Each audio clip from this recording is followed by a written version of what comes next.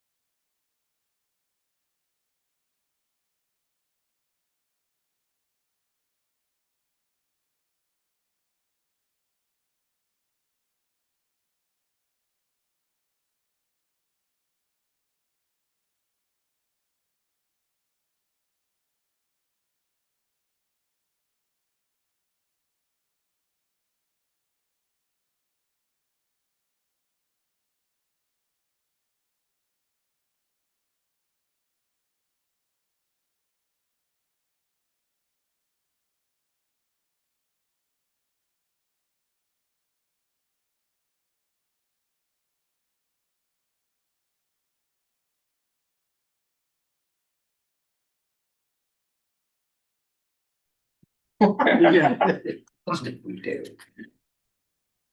Mute is off. Perfect. Yep. No,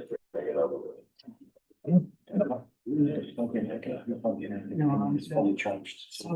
Okay, so yours starts long, then we can go. Yeah. I'll pull that. Okay, we'll call to order at 6 P.M. Got one item to add to the agenda. Under 9.07 Alberta Spring Muni. Anything else anybody wants to add? Hearing none, adoption of the amended agenda, Councilor Warwick. All in favor? Carried.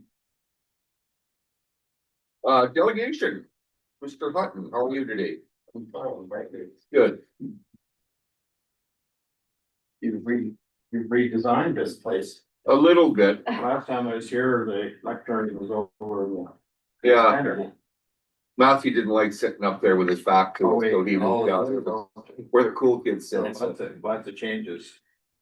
Well, thank you, those that came out. There's a few more that were supposed to come out, in Ontario blocks and, the last minute. Basketball game that he had to watch for his grandson, so that preempted Fox Lake, so. So I'm assuming that everybody here, is interested in the condition of Fox Lake. water quality and same with rainfall. It hasn't been that way for a number of years. Maybe with the snowfall and the rain and, you know, in the fall, this may be the spring. When it's not full and accessible to boaters, then the activity and interest in Fox Lake really falls away. We've seen that in spades, so I remember the days, it was 5 or 6. They had regattas at Fox Lake, so the Mill family, Jim's father and Blake's father. Boat rides for the kids, water skiing, and Arnold Grove, I think, was one of the ones that were going over the jumps. Archie maybe as well, but it was a beehive of activity. Of course, it was on before Prairie Oasis. So you'd have to go to Buffalo Lake or Sylvan or Pine or Fish Lake. There was some activity at Fish Lake, but that's kind of fallen by the wayside. So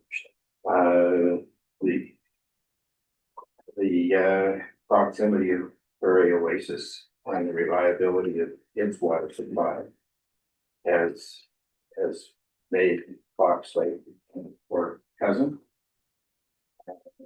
The town of Hanna is the licensee for the water, which gives the town of Hanna the primary responsibility, and with it, the opportunities to do something with the lake.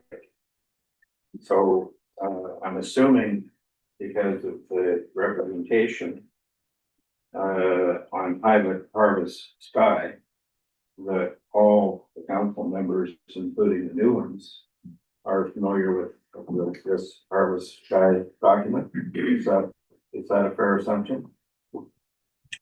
It is a fair assumption or not? Yeah.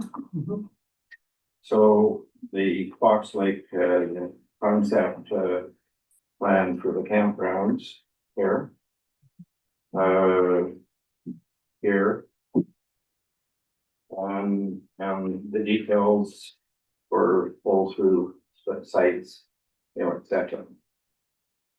What, when I asked what is the status of that? Has there been any action plan to implement any of those recommendations?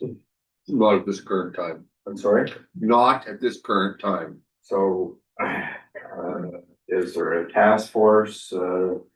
Is there going to be a referendum or something with the town, or I was here 2 years ago and made a presentation that was received for information, which really didn't, as a potential proponent of any development, didn't do me any good. So can you give me? When we looked last at filling Helmer and Fox Lake, I believe the cost was about $175,000, which is a little bit prohibitive in this time frame that we're in right now. So I've also done some research on the area, Stan, and it was dry not that long ago, bone dry and farm.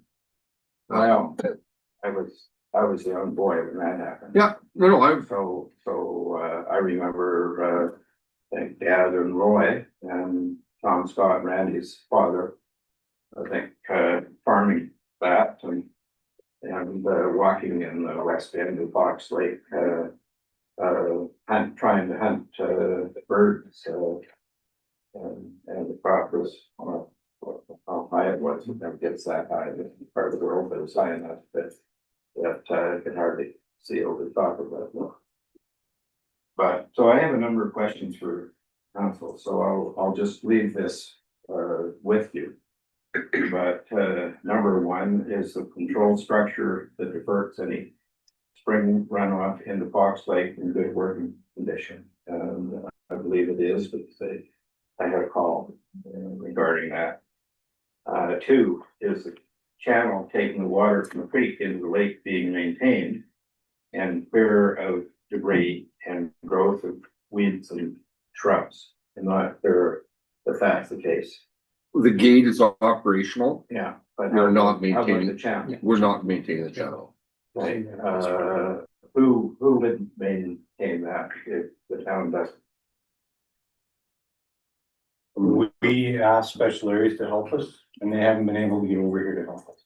But it's not to maintain it is just cutting down the cattails and stuff. And it doesn't hinder the water into the.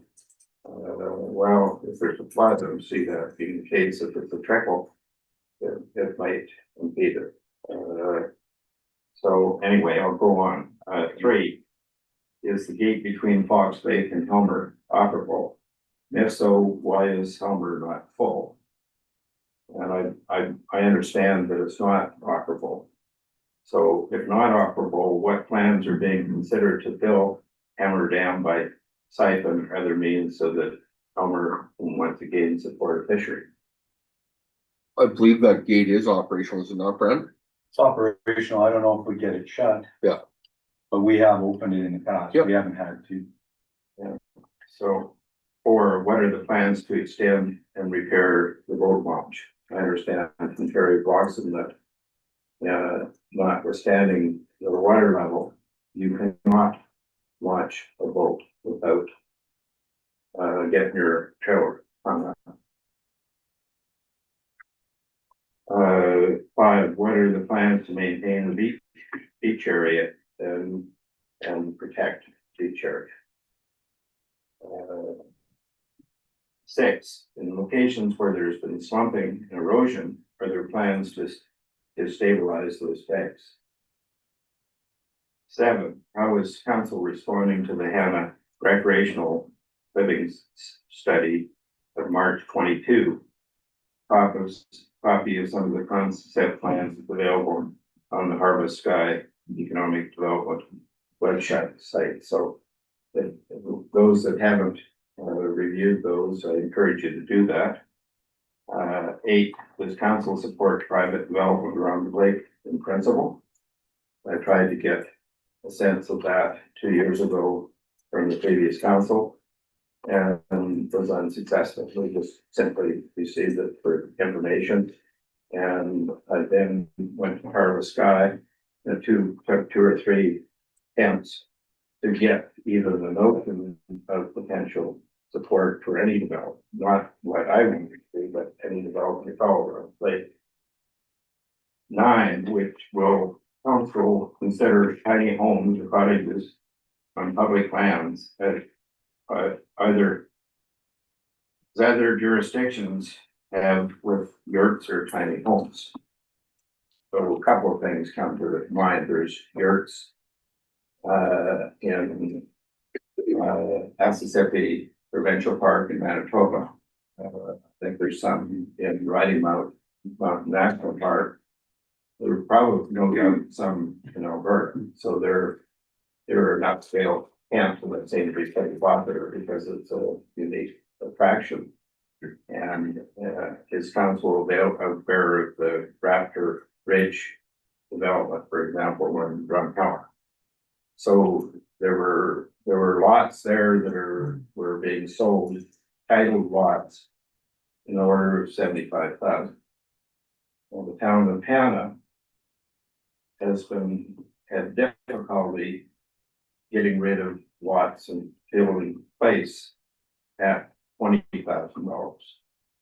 So we kind of need to look at that, and needs study that was produced by Harvest Sky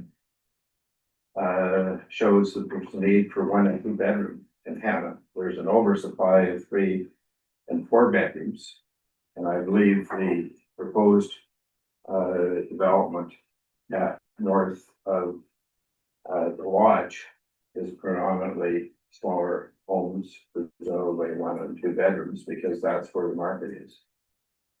So there are a couple drive-through sites above the beach area that would support these. If you're familiar with the Black Raptor Ridge, there's 4 or 5, maybe 6 container cottages. They're quite well done. They're very simple. They're plain. They don't look like a shipping container other than shape. They're painted out black. They're gussied up with decks and so forth. So in the town was to open the door to the likes of Roxley, Waltham that tried to get approval to do something at Fox Lake and was turned around, turned away 10+ years ago. If we open the door, if money is the issue, and the objective is to bring Fox Lake up to a standard that is on par with Blood Indian and Prairie Oasis and Carrollside and others, then there are other options for the town of Hanna to deal with the economics. So will council consider selling or leasing the cottages on the town's property? And 11, if the town is not interested or is not in the financial position to make the improvements, then will council consider relinquishing the water rights of both Elmer Dam and Fox Lake special areas? They've got much broader tax base. They seem to have the resources. They seem to have the interest. But when Hanna goes on bended knee to fund Main Street or any of these other projects, Fox Lake seems to not be a priority. So Fox Lake is actually been busier in the last 3 years than it's been in the last 25 years. well, that may be true. It's not maybe true, it's fact. There have been some improvements which I've noted, but Fox Lake beach and condition leak and water supply, etc. It can't compete with the likes of Prairie Oasis, and it can't compete with lakes and other municipalities in southern Alberta. And Hanna is faced with a declining population. Absolutely incorrect. So, pardon? Incorrect. It's not, the population isn't declining. Increasing. Oh, how much? 200 people Okay, well, in the last. so what? Approximately went from what is 2,400 to population? 2,600. 200. About 200 from, We've gained about 200 people in the last 3 years. So it was in the area of 25,000 now. or 2,500. 20, yeah. now to 2650. I'm on 911 number. 26. I thought 84, but maybe it's 26. Well, that's possible. No. So anyway, thanks for your time. And I would ask that you don't just receive this for information for myself and those that are watching online or attending in person, that you give us some idea of where it is, some of these issues are at the radar screen. So Okay, thank you very much. any questions to Stan? I just have one, Stan. Sure. I think what I'm hearing you say is that you would like us to implement the recommendations of the report that was generated, I believe, in 2022. The report you referenced earlier. Well, I would like it to be considered and acted on where it makes sense. There are some things in that concept Right. plan that seem to be a little bit unusual. We're having spots right on the dam, on the west side of the dam, I believe, which seemed unusual because there's lots of lakefront that is the town property. I know in Hutton County over the years and Gary and Gory, Kevin, so that land was not in my family's hands, but on the west side of Calmer Dam. If that was in any other area of the province of Alberta, the province of Manitoba or Saskatchewan, there would be at least mobile, or there would be RV sites on it, or there would be houses or cottage on it. So I don't know why, as progressive as this community has been over the years, why we don't have development at Foxville. Anybody there supports the local services, golf courses, swimming pool. It makes everybody's life potentially so much better, so. Okay, Thank you very much. any other questions? Nope. Thanks, Stan, for Thank you. coming out and keeping it in the forefront for us. I appreciate that. Yeah. Cause, well, as you know, you keep beating on a horse, eventually it may get up and go, so. Yeah, so, yeah, hopefully there's some life in the horse, so. Yep. And the other thing that I would say is that I happened to get in through the back door to the roundhouse that evening, where they had that big celebration of the roundhouse. And that is such an amazing evening. Everybody I knew, I wished had been at that event. And that facility and the potential draw to the town in special areas because of it is amazing. So I would encourage council to continue to do what they can to support that project, so. Perfect. Thank you, Stan. Yeah.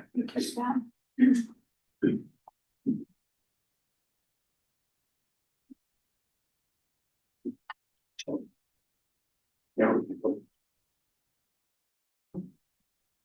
Okay.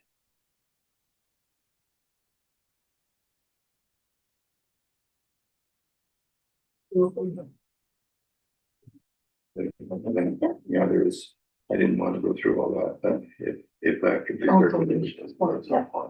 Like your.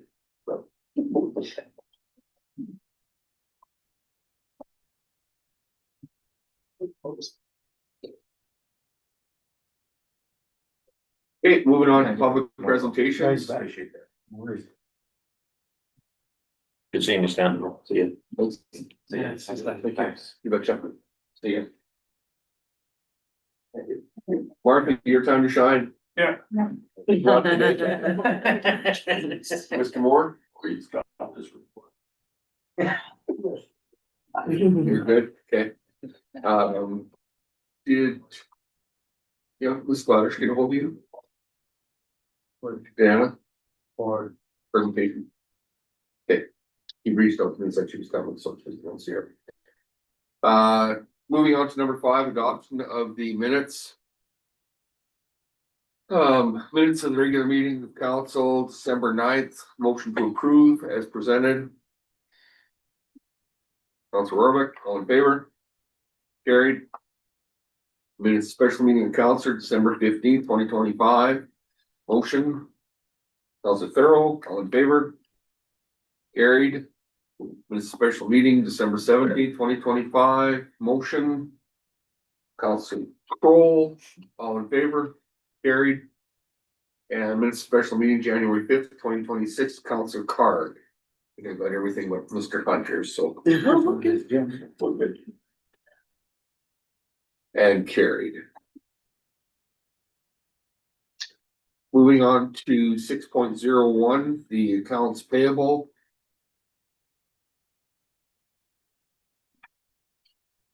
Motion that council accepts the payable listings from general accounts information checks number. I have a question. Okay, go ahead. I'm just, wondering, there's a couple on here, the 43551, Walter Eltsney with the trade room. I'm just, curious to know, I know this is at the VIC, this trade, and there's some money that has been allocated for that. Has there been some work on it? Has there been some upgrades on it? Yeah. So, that we were spending money on it. I didn't know it was a working process. The last I had heard, it had been sitting idle for some amount of time.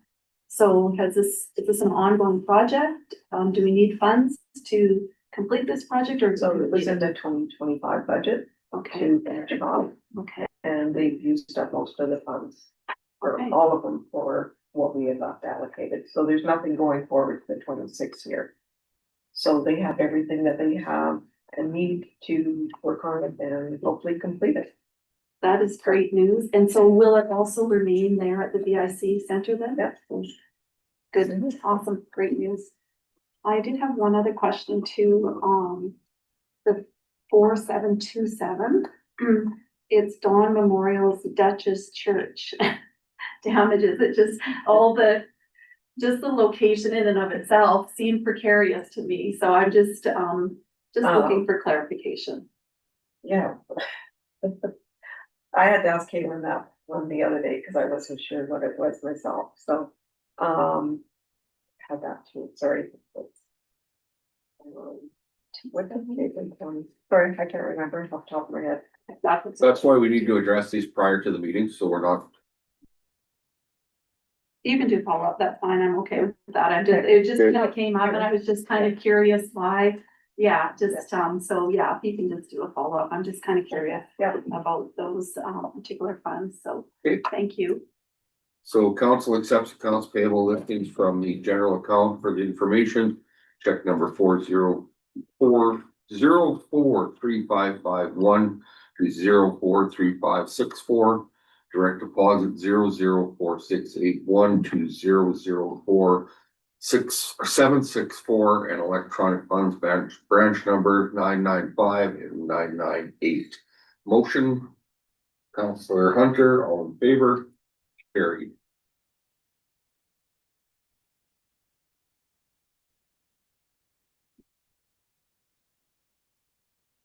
Statement of revenue and expense. Council accepts statement of revenue expense report for December 2025 for information. Motion. I have a question, Mr. Mayor, in regards to that as well. It's on the very top, page 12 of 13. It says administration buildings additions.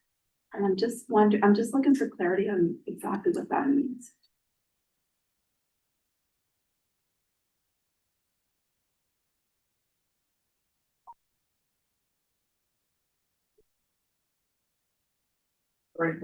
It's on, page 12 of 13 of the very top.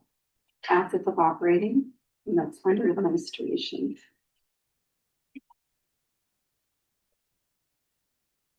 Again, this is the importance of addressing these prior to, so that everybody's prepared for them. I guess I do have a question in regards to that then. Are any questions, I have not received any emails in regards to any questions in regards to any of the accounts payable or statement of revenue and expense to date. So either that means that nobody has asked any questions so far, which is probably, and if they do, are we all gonna be, is that gonna be the response to that gonna be to all of us? And also under the subtitle that says council members ask questions and seek clarification on any different info presented in these documents. So, Correct. So just all we're asking that if you have questions on the financials, that you address them prior to, so we can have an informed answer. So we're not searching through documents and trying to find it. But if I may, Yeah, Mr. go Mayor, motions cannot be addressed ahead of time. So if we want to make a motion with respect to any kind of document, it needs to occur here. Correct. This is so that staff have time to answer your question, because now your questions are being asked that we went on us to dig through. So if you get your agenda package and you read through it and you notice these things, if you shoot an email to Winona before the council meeting, then we can have an answer ready for you at council meeting. You still get to ask the question at council meeting. We just have an answer ready for you. Right now, Winona's digging around trying to find the answer. I don't mind a follow-up. I can tell you, I went through it all. And then I went through it again last night. So sometimes I don't have 14 hours to spend going through all of this 3 days ahead of time. And we only get this on Friday. So I don't have a whole lot of time either. So sometimes that does pose a bit of an issue too. So I don't mind if you just want to do a follow-up. So those are capital. if you're looking at it. It's a capital. Anything with an aid account is a capital. Okay. Okay, thank you. Yep. Thank you. Okay, motion the council accepts the statement of revenue and expense for report for December 2025 for information. Council Orbeck, all in favor? Carried.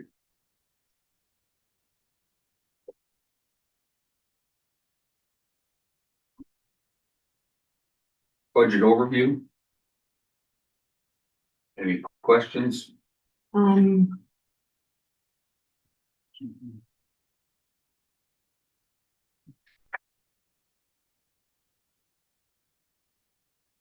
Hearing none, council accepts the budget overview for December 2025 for information. Councilor Thorough. All in favor? Carried. Capital budget update 6.04.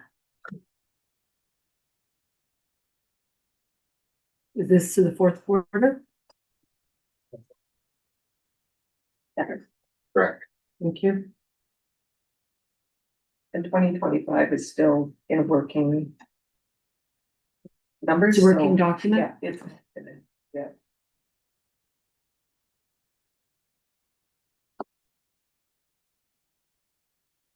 Any questions? Hearing none, council accepting fourth quarter capital budget update dated December 2025 for information. All in favor? For motion? Sorry, Councilor Kroll, all in favor? And carried.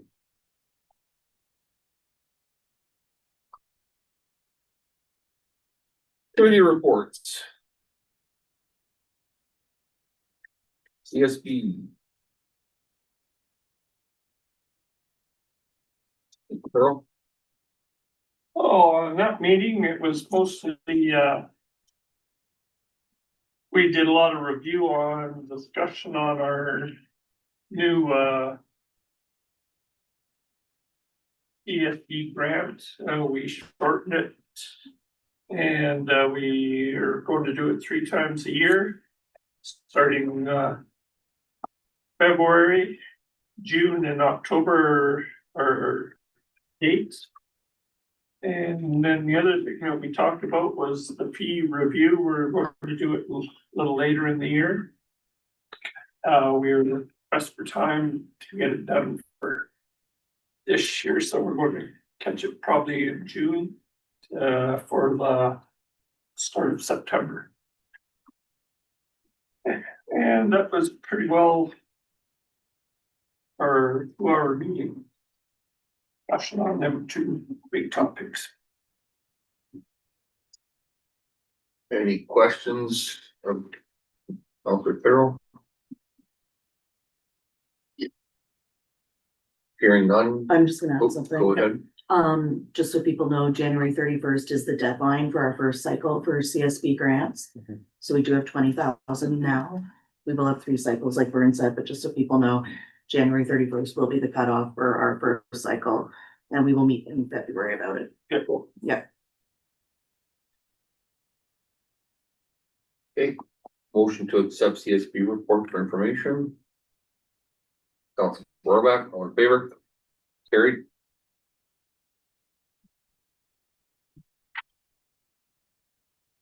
MPC.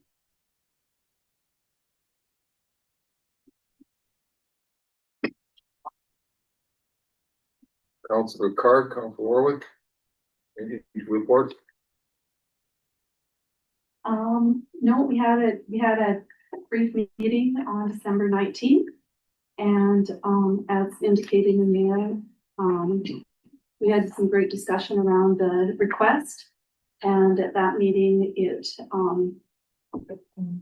was not, did not approve it. Based on just kind of the semantics and look, and I'm not sure at this point in time what exactly we report back, as I'm new on MPC. Like, I'm not sure exactly if we get right into the details of reporting on any of that, or whether this is all done in a bit of confidence. Usually it's just moved for acceptance by council. Yeah. If other councils. No, it's just if there was anything that was to add to what was here basically. Oh, for no, highlight. sorry, okay, Yeah, no. no, that's It fine. was very well, it was my first meeting and I really, the information and the process was very well done, so I really appreciated it. Perfect. So, yeah, thank you. Okay, motion to accept MPC meeting information for information. Oh, boy. Yeah. Easy for you to say. Exactly. Thank you. Motion. Councilor Thorough, all in favor? Carry. Yeah, easy for me to say today. Community services report. From Michelle. Good night, sorry, buddy. CAO Matthew, sorry about that. Again, through the mayor to council, this is my update of what's been happening. A few other things, additions to this.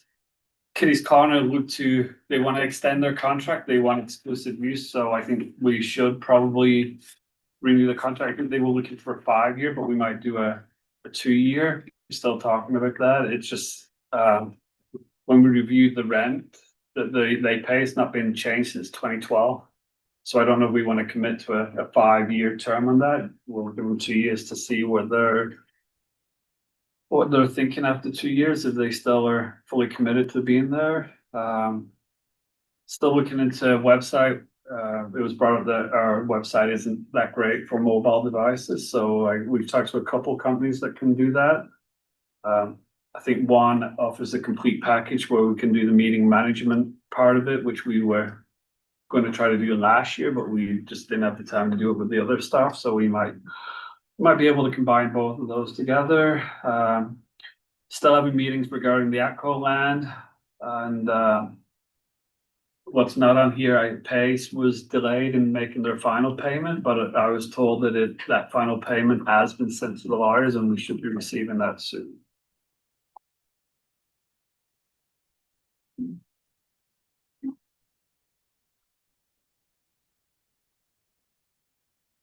Any questions of Matthew? Can I- Councilor Carter?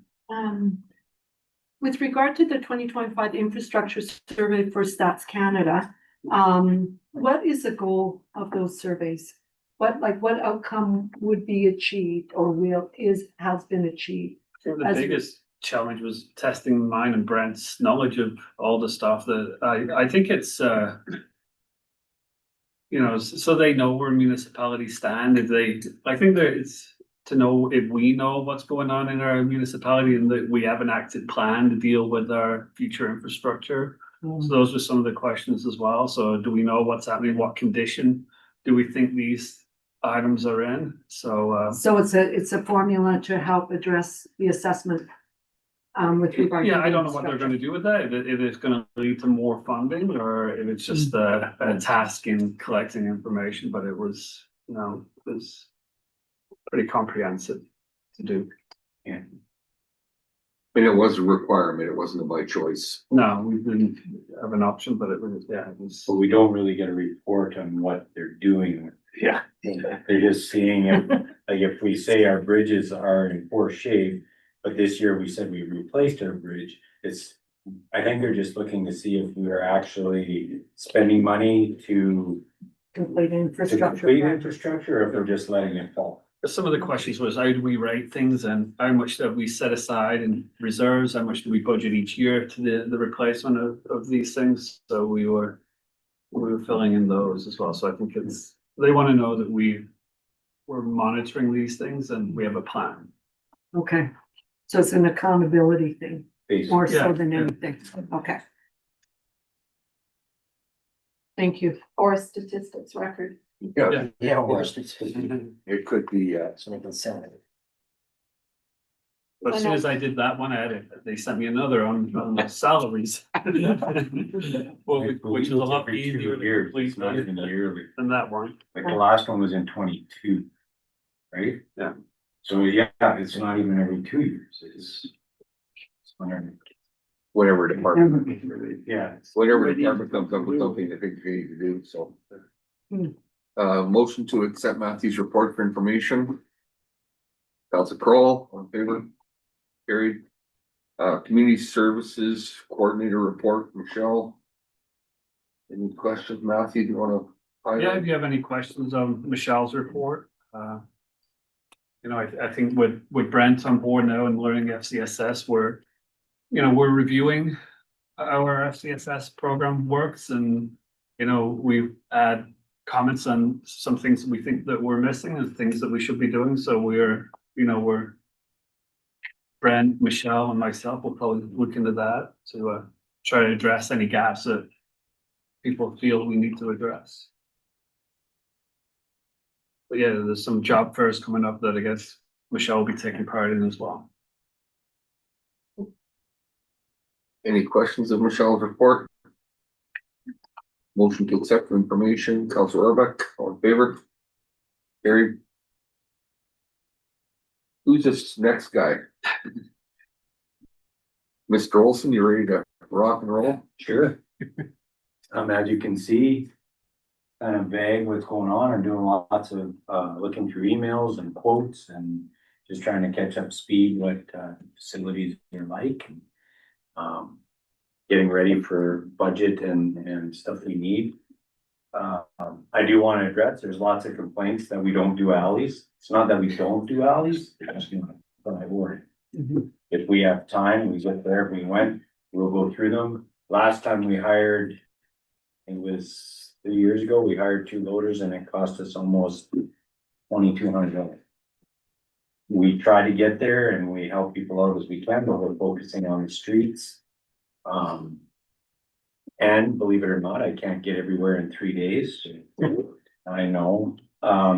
So what we're doing tomorrow, we did find a water leak. We have a service leak.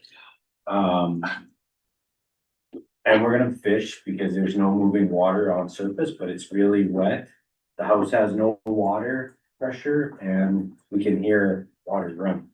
We turn the curb stop off, we can hear it. So we're gonna start in the boulevard because it's really saturated, but my plan for that is we have 3 of my crew is going to work with Brooks on the water leak. And myself and 2 of my other guys are gonna continue with snow removal. So we're gonna try to stay on top of it with the warm weather, get as much off the streets as we can. Today we had the steam truck out, opening every catch base and everything we could to try to get the water to flow. Who'd have thought, January 14th and wrong catch seasons. And we did also do some snow removal. The day that we had set up for maintenance on our machine, just to clarify, we had a water pump that was going out on the grader. It started out on Thursday. The mechanic from CAT said we could run it, but keep a close eye on it. He had parts for Monday, so we shut it down Monday to do repairs. At the same time, we got a call that our new loader was at its warranty oil fluid sampling and changing. So we booked them both together because the new loader is running our blower. So we shut down for 1 day, got everything repaired by 2:30, 3 o'clock, and we were back at it this morning. My goal is to hopefully by the end of the week have everywhere hauled the way we're going. We're doing pretty good.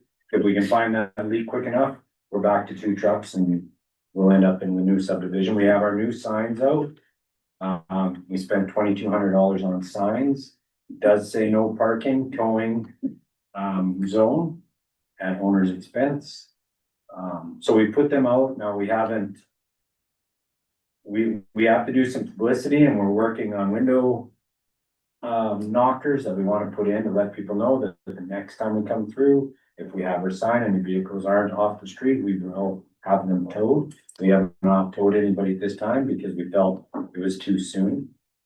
Other than that, I can explain everything about Fox Lake if you'd like to hear about it, or if you want to do it at a different time, you can do that. Just licensing and how that all works. If you want it at this or at an info session or like. Info session, Wow, or you wanna do it right now? well, it's pretty fresh. Okay, it's fresh, let's go. Okay, so the lake right now, Garth Carl does all of the levels for us. We missed this fall. But as of June, the Helmer Dam was at 31%. So it's about 9.7 acre feet and Fox Lake was at 30.6. We don't have to maintain the water bodies at any certain level with environment. The whole idea of taking water from Fox Lake to Helmer was when Helmer was our main drinking water source. We don't have that anymore. In fact, Garth says the water quality is about as good as being in the Florida Everglades. Which is what he told me this morning. So right now, according to our license, Helmer Dam is it's about 675 acre feet to be full. We are at 31%, so it has about 209 acre feet. According to, so we're about 465 acre feet till it's full. According to our licenses, we are only allowed to take 280 acre feet annually to fill in the lake. And that is only if the Bull Pond Creek is running at a certain flow. Yeah. So on average, it'll take us 1.5 years if we have good rainfall to fill it. Fox Lake is a 4,800 acre feet capacity. We're at 30%. So there's 1,440 acre feet in there at this time. It would take 3,360 acre feet to fill. We were only allowed to take 650 acre feet per year. We've asked for an amendment. So we are allowed to take 850 acre feet annually. Again, if the lake is at full flow. The reason for that is that Bull Pond Creek goes all the way past where my acreage is, all the way along past the lagoon, and it's to fill the farmers' dugouts. Yeah. So by environment standards, if we take more than we are allotted for, we are robbing from the farmers' dugouts. We have a lot of problem every year with a few farmers will go in and cut the chain on my gate and they will open it up. So we have had it full, which is causing the bank erosion that Mr. Hunt was talking about, because it is over full. So that's an idea there. There is two canals. There's the canal that comes into Fox Lake, and as it runs around and behind, Fox Lake Retreat. yeah, Fox Lake. So Kyle Rosine's, there's structure, a concrete structure that we have railroad ties that we can hold the water. If we pull them, it comes into the backside of Helmer. When it gets full in Helmer, it goes over a dirt bank. It's not a concrete, it's a dirt dam, which then flows into Bum Lake down by Gary. We cut grass, we look at that, we pull the boards as necessary. We put the boards in to make sure that if we do have the runoff, that we're not flooding the roads, and we release it as we can. That was built by Ducks Unlimited and handed to us. Do we have to keep the canal cut? We've asked special areas to come in with their big cutter, but it all costs big money. And how much money do we want to spend? We did look into our beach. We do, there's a lot of weeds in it. Talk to special areas weed experts. They say right now we don't have any noxious weeds in it. If we rototill it or we clean it up, we risk having noxious weeds come in, which is a whole different issue. Right now, the other weeds keep the noxious weeds out. And if we're going to have a nice fancy beach, what equipment are we going to use to keep the beach out? We're gonna need tractors, we're gonna need a machine to do all that. Then our camp attendant is going to ask for more money because she has more work to do. Not saying that, I mean, I grew up, I played in that lake a ton. It's, both of them are bentonite base. Helmer Dam does get stocked by the government every year. They don't tell me when they're coming. I just usually see the truck as they're going out. They put about 2,500 fish in there, even though it's low. The water quality is really poor because now that we've gone to continuous farming, all the chemicals that the farmers use, it does come through the fields and in, which we had that when grass was here and was a big part of having fish in there. I talked with Garth. We could add, he said it's not even feasible to add water. They can only do bare minimum, and the stuff that the amount that they could put in evaporates faster than they can put in. Yeah. Because of the amount of water that we need potable for our own drinking water, he said that they could only, and the main pump gets shut down, what did he tell me, from May. They can only pump from May to June, and then it gets shut off because it'll freeze. So he said, and it would cost, he's guessing $900,000 to go. 900,000? Well, he said it'd be $1 million. Wes Rohrbeck was in the office when we talked. Brett, what's an acre foot? About 1,233 cubic meters. Okay. Isn't it? So this Helmer, the dam itself, the Helmer, do we extract any water out of that? Not anymore. Not anymore, completely done. That, those water control devices, the one that's on the southwest corner, the one that just basically spillway canal goes over to, basically now where Danny Marshall owns water control devices in there. Is that system even? Yep, Okay. they're all concrete. Oh, yeah, I've gone in there, like, I was hunting ducks in there this year, like, I go in that area a lot, like, and I don't know, I'm very pleased to learn this. Is there still water that kind of flows through that? Cause I know there's a lot of beaver dams up, but like, if you go. Water will past that- flow through. The environment says there's nothing we can do about beaver dams. Okay, yeah, But if somebody else dams it, that's a huge. yeah, and so far it hasn't been there, cause we go in there probably once every 2 weeks, it's one of my favorite places around here to walk, more than my dogs. Now, I was wondering, because I mean, they have substantial water control devices there. Yeah. I was just kind of curious, have they been looked at, maintained, you know, cause I just don't know. They're just a concrete, basically, and then we have railroad ties Yeah. or 2x6s. Yeah. With pins that we can put in and out. And they're all work, they're all Okay, good. still workable. Just for my knowledge, I want to know that, cause see it's. Because concrete was good back. So the Yeah. Meadowlands, the Yeah. come out of Helmer? Nope. It's a raw water line out of the plant. So that metal line that runs through the golf course has actually been taking water off that one. So Garth does give a little bit to there as well, but it doesn't come out of that pump house. Guy asked Garth this morning, he said that they don't. That the line comes from the lake to the plant when we were using it for drinkable water, but it doesn't feed it backwards. There is potable water that goes past Gary Hutton's, but it kind of loops back and comes along. There's a little part of the cemetery, but. Yeah. Part of the, Catholic center. Would there be any incentive, like, we have the water rights?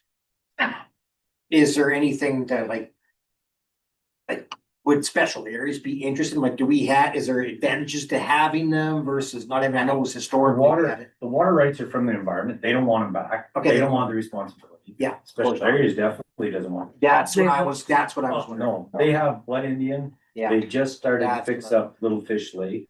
They have Goose Prairie Lake. Yeah. They've added four, other Yeah. parts, and, they're redoing Carroll side, and there's a lot of money going into there. Lots. And right now, Blood Indian is sort of stagnant because of the fishing. And that's the other thing we worry about. When we Yes. mentioned bringing fish back, if And, Helmer ends up with carp like CN has and where Blood Indian has. Yeah. You don't have anything. It's fishing.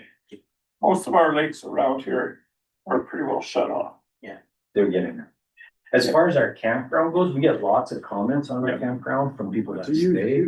We've added water, we've Yeah. updated the power. Yeah. We are doing stuff out there. We plan to have a frisbee golf out there. We're trying to get people.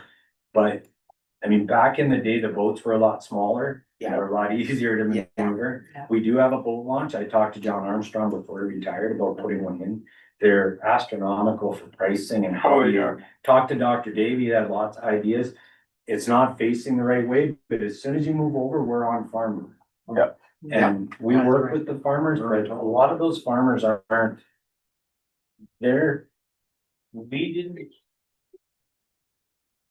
We did not support Stan on his ventures, but they were in special areas. Yes. And when we talked to Roxy and them about there, we were asking how they were gonna handle the water and sewer issues for cats. That shouldn't be on the town hands. Right. So when you talk about the Raptors, that's a private enterprise that he set all his stuff up. And you're getting Calgary traffic that's going out there too. And I don't know how busy it is. We do have people that swim in the lake. I mean, I remember Ruben Seifert and those guys used to try to bluestone it. Yeah. But there's no chemicals that'll help with the leeches and stuff anymore. Which is why we did that diversion as he was talking, because there's really no, I mean, we just put water in a Helmer and we dry out rocks and there's really no reason. I mean, like, we run our dogs out there every day, and I mean, we are in that area every day. It's like one of my favorite places I go. Yeah, that water's down. Helmer's down 7-8 feet since I moved here. You know, I mean, like, we're, you know, kind of like in that little gauge. I mean, and yeah, I mean, can we compete against Prairie Oasis? Well, no, because that water level is so low. When it gets hot and sunny, my dogs come out smelling like hot, sick ass, and I gotta spray them down. Because it is nasty, because the water level is down, but yet. Yeah. Yeah. Like, is there any way to get the water levels up by redoing those, making sure that all those canals are down there? Would there be enough water coming in from that Watts Flat area to even make a dent in it, or is it completely reliant on snowfall? It's relying on snow. Okay, that's good. And if you've ever watched the floods like in Manton, if Mhm. there's enough water coming in there and I open that canal, there's not a tree branch or a Yeah. cattail that's gonna stop that water from going in. Yeah. And I can show you guys videos. Oh, When we were, right, yeah. I mean, back in 2015, we were over full. Yeah. And we were roughly in 2020, we were about 65%. And then we just haven't had any runoff. It's been, So Brent, just to confirm, like you already said it, but even if council wanted to really push the water rights to special areas doesn't want it. I don't believe they would say they would. Good to know. And then we would have a campground with no water. Right. They're not gonna take on our campground. Yeah, I know, I get that. We don't have people knocking saying, well, there's not enough camping, we need drive-through sites, there's. Cause we have, the whole bottom loop is water, sewer, Right. there's 7 up top that are water and sewer. And then we added water and upgraded the power over by the other camp kitchen. So when we have crews, we make money, when we don't. Yeah. It's just whoever comes, and we get lots of nice letters on how nice it is, cause Nina and work just hard. maintain that. And even Gar said, honestly, focus on how nice your campground is for now. And then as your runoff gets, then start looking. We just don't have funding. Yeah. Well, that report suggests over $4 million is required. Yeah. Yeah. No. Yeah, that's where it was. And that's an old report, we should probably. Yeah, That was the 2022 report. I looked at it and I found all the errors. Couple things, Mr. Mayor. Some of the plans to have pull-through sites down low, I was on Fox Lake Park Committee back then when I was on CSB 20-some years ago. And instead of, we elected to take the ball diamond out eventually. There used to be a ball diamond where the sites down low by the dam are. That's why those became the nice sites instead. It was more economical to develop that, more responsible to develop that at the time. The other thing is most of the developments that Mr. Hutton's talking about, keep in mind that the entire lake is the municipality of special areas, that we just own the campground. So we couldn't sell a chunk or approve a development of cabins or anything out there because the development authority would be 100% special areas. We could ask them to work with us and to allow it, but just so we're crystal clear, we have no say on that. It is not our municipality. Okay? That's all, Mr. Mayor. Yeah, I'm not opposed to any development. It's the challenge is, funding. And, through talking the last time with Mr. Hutton was here, we looked at, the sewer issue, like you can't get enough spacing in any property to put a sewer in. So there's lots of issues out there. I mean, they're all great ideas. I'm not gonna crush anyone's dreams, but, unfortunately, reality has to kick in at times and there's rules for reasons, so. Okay. Thank you. Yeah. No, that answers my questions. And so, Brent, does Mr. Hutton, all this information that you just shared with us, has that been shared with him? So there's greater understanding of what? I had a 45-minute phone call with him. Cause he had left a message, said he was coming, so I called him just to ask what his concerns were. And I explained everything that I just explained to you guys, what we were doing, but he still felt he wanted to come That's fair. and discuss it, which is fair. And we have tried to clean the boat launch out. Yeah. It's the water's down so far now, we're past the Yeah. blocks. Yeah, Like, you're about so with that silt and the way the wind blows, it just blows it back. And you don't want it back out there. Not good. Dr. Dave loves it. He uses it all the time. Oh, yeah. But with the algae that grows on it there. Yeah, I grew up playing in the lake because we didn't have prairie road, but if you had a choice, that's really, unfortunately. Sunday did the 20 boats out there. Used to be, Ruben used to take us out and you leave us all day. Just with a tire tube. Blowers working well for the airport, What's that? the blowers working well for the airport. We haven't had to use it before. Oh, really? Working well everywhere else. Okay, yeah, we've been getting lots of gold stars. Yeah, just to give council an idea, and I can't thank you enough for it, is, before, when we were doing streets, I would run the grader. I would get probably 6 blocks loaded up, and then I would stop the grader, jump in another truck, and we would use the loader and load.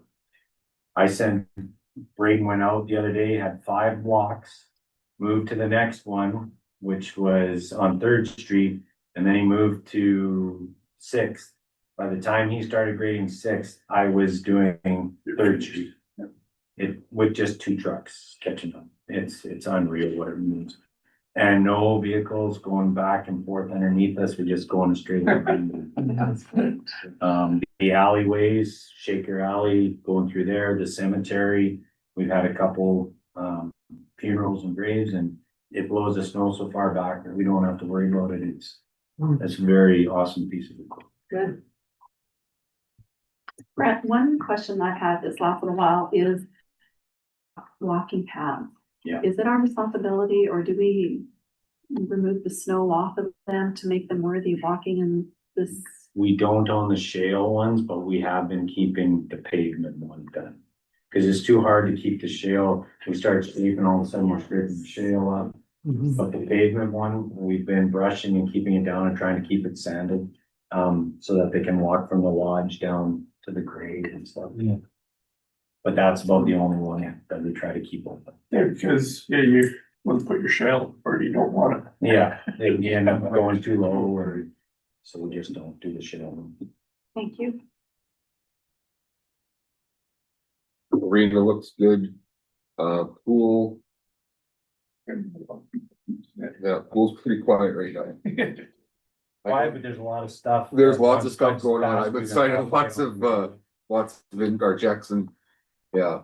I learned a lot about the ice plant. We had a little bit of a brine leak. And this brings me back to my oil field compressor days. And they're only a little bit worse stuff to deal with. Yeah. With the ammonia, but it's been good. Eric's been great. Lots of comments on tournaments that we've had. The staff has been amazing. They're happy with them. U15. Boy and Eagles had a great turnout.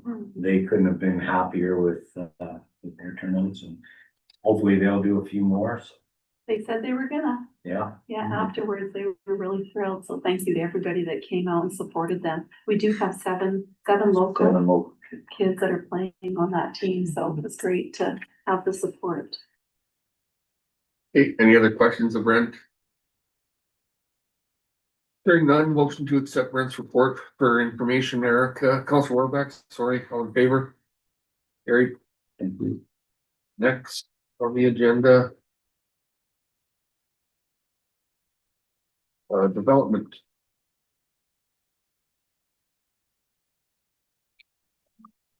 David? Thanks, Mr. Mayor. So I've got my year-end report for 2025 for development.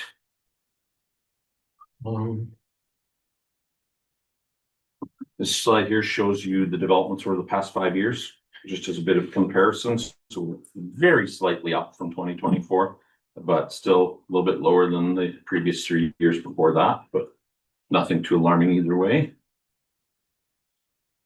And this is a same, but in dollars, just to give you an idea of the dollar value. So we're up 120 some thousand in permits. keep in mind, these are estimate numbers that developers give us when they're building.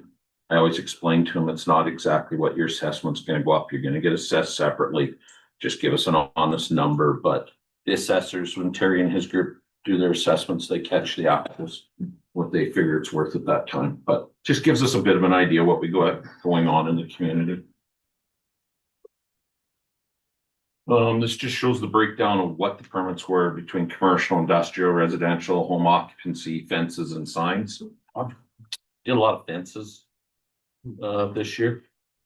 No commercial, which was kind of strange, but one industrial. Over a year before, we didn't have an industrial. We had a couple commercials, so just kind of all over the place. You never know what we're gonna see. And this is breaks down percentage of what we did. So 47% fences, small being commercial at 0.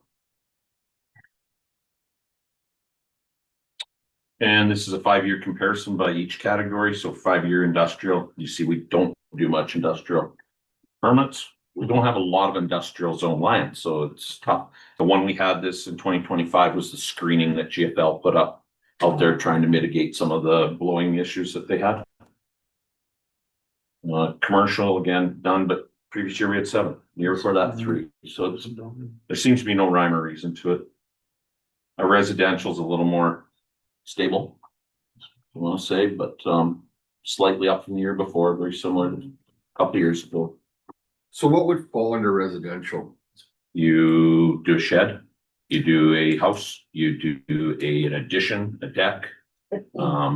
Anything to do with the residential zone property, RA, real acreage through R1, R2, R3, that's not a fence or a home occupation.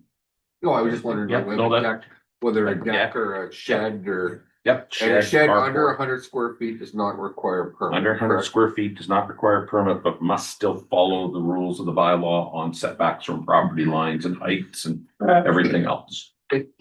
You sure? I just had a fella at the shop today asking about it, and I said, as far as I know, check with David, that's his. And job. that's a building code also. Under building code, they do not require a building permit if they're under 100 square feet. Okay.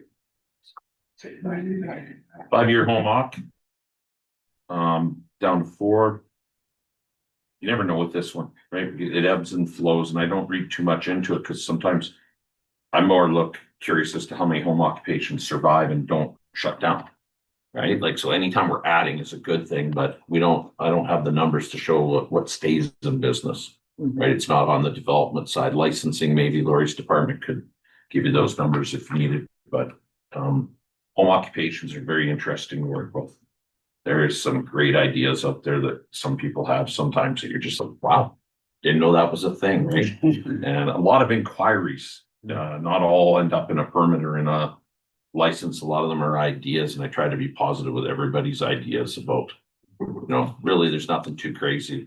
Give it a try, right? And as I said earlier, fences really spiked this year. I don't know if neighbors aren't like neighbors or what. We do ask for a permit even if you're replacing an existing fence, because it gives us an opportunity to maybe catch something where they're not putting the fence in the right place or the right height. Lots of issues still with fences. Fences are the bane of my existence. Fences and tent structures. And that was the development permit that MPC dealt with, was another tent garage. Those seem to be the 2 big enforcement issues because nobody maintains them. And same with fences that are getting dilapidated or built too high or built out of pallets. So I had some conversation with Sky, and Sky and I plan in the spring, and we don't think spring's right here right now, even though it feels like it. We plan to go out and do a lot of data capture and when it dries up and just see how many of these we got to deal with and start working on some enforcement. But it is a painful, long enforcement. It's not easy. As you know, we don't have the right to just walk on your property and fix it. So we got a lot of letter writing and a lot of crossover between bylaw and the land use bylaw. So the 2 of us are gonna this spring work together on it and try to fix what's out there already. Kind of some messes that we've both inherited from over the years. So signs, we don't require as many permits now for signs. So a portable sign, like you see in front of Tim Hortons, the signs that Mr. Moore rents out, those don't require permits anymore. They still have to follow the bylaw as to setbacks, where they can be and all that. So that knocks a number of permits down because you used to only be able to get a permit for 6 months. So Tim Hortons would get it, let it lapse, and then get it again. So it was a continuous, me and the permit company were on a first name basis because they just nearly had to resubmit. When we redid the land use bylaw a couple of years, we cleaned a lot of that up because it was like, okay, we're rubber stamping these, we're charging them money, we're doing a bunch of work for what reason? So that's why you've seen them drop since the new land use bylaw, that you see the signs come down. And even some of these are questionable. They're easy ones where they're rebranding, you know, Schnuck Credit Union rebranded. Well, they're using the exact same signs, or they're using pre-approved, you know. We've got another one you'll see shortly with fields being changed to something else and things like that, where a lot of it's just updating and very close sometimes if they're not changing the hardware and just changing the panels, whether they require permanent or not. But most of the bigger places, commercial wise, are pretty good. They just submit the paperwork. They just want to do it right. So they're really easy to work with. That's it for development. Any questions specific to development? I find it interesting at times people come in and say that the shop will complain about how hard it is to get a permit or how unreasonable it is. I fully disagree. I mean, I literally hand drew my fence in the backyard, took a picture off of Palliser's site and kind of filled it in, and Dave was more than, he'd give me a hard time because I should know better. But ultimately still worked through it. I mean, permits are relatively simple to get in, and the $20 fee doesn't cover the cost of the labor involved in it, so. But no, I think our permitting and developing is working well, so. Try to work them through as quick as possible. Definitely do not follow what the MGA allows me most times, because it is unbelievable how much time you could put between these permits to approve them. It's just doing our due diligence and making sure it fits the bylaw, right? Any questions of Dave?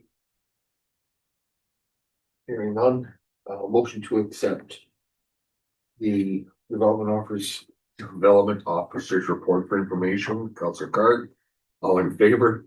Carried. Emergency management report. This one's a little shorter. Okay.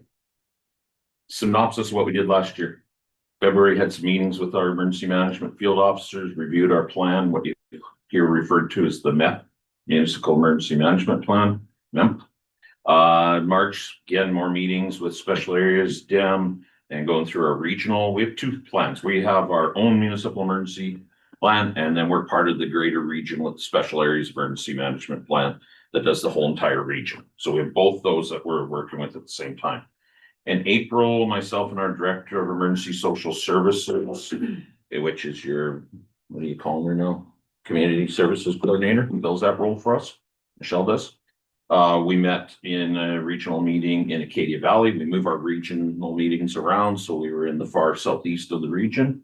And then October, myself, along with CAO, our PIO, Public Information Officer, is Lori Armstrong, and our ESS being Michelle, and our Director of Public Works / Deputy Fire Chief all attended a mock tabletop in Youngstown, which was an excellent day. It went really well, and we got a lot of lessons out of that. Since then, we've debriefed that. We've presented the reports back to the CAOs as mandated under our criteria, and moving forward, heading towards a larger exercise. So what's coming up tomorrow? We're spending some time together, most of you and me, along with, I think we have 30 participants, so 2 instructors tomorrow morning at Fire Hall at 8:30 for your local elected officials course. I know some of you have maybe had it in the past, different variations, although looking around here, yeah, you might have some repeat tomorrow. And were you able to make tomorrow's spread, or yeah, awesome. Okay, so yeah, we'll be there tomorrow. I'll be in and out because I've got a double book for a part of the morning. And then after lunch, we're doing a regional emergency management committee. And that is Mayor Pavischuk as our primary and Councillor Card as our alternate. So I'm hoping both of you are able to attend that. The rest of the counselors are more than welcome to stay and just see. It's not gonna be a long meeting. I don't even know if we'll make an hour. Unless these guys have quite hard questions of the dem and myself as deputy dem. But it's going through and just getting you guys updated on what's going on. And then Thursday, Friday, we have an incident command system 200 course, which we now moved to the special areas office, even though we're hosting it. Just I've got stuff going on Fire Hall Friday, and it was easier for them there. It's a small group. I want to say 10 of you, and I know CEO Melvin's in that course. I think that might be the only person we have in that one.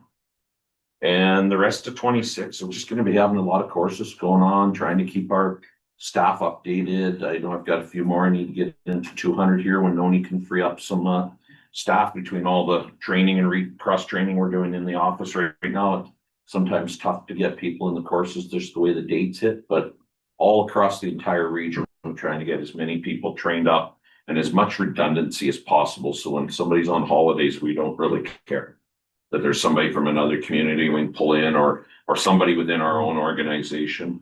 Special areas is the big lead on the regional, but we're the second largest municipality on the regional. So the chairman of the board right now is the DEM, the Director of Emergency Management for the regional plan as well as their own. I fill the role as the deputy regional DEM.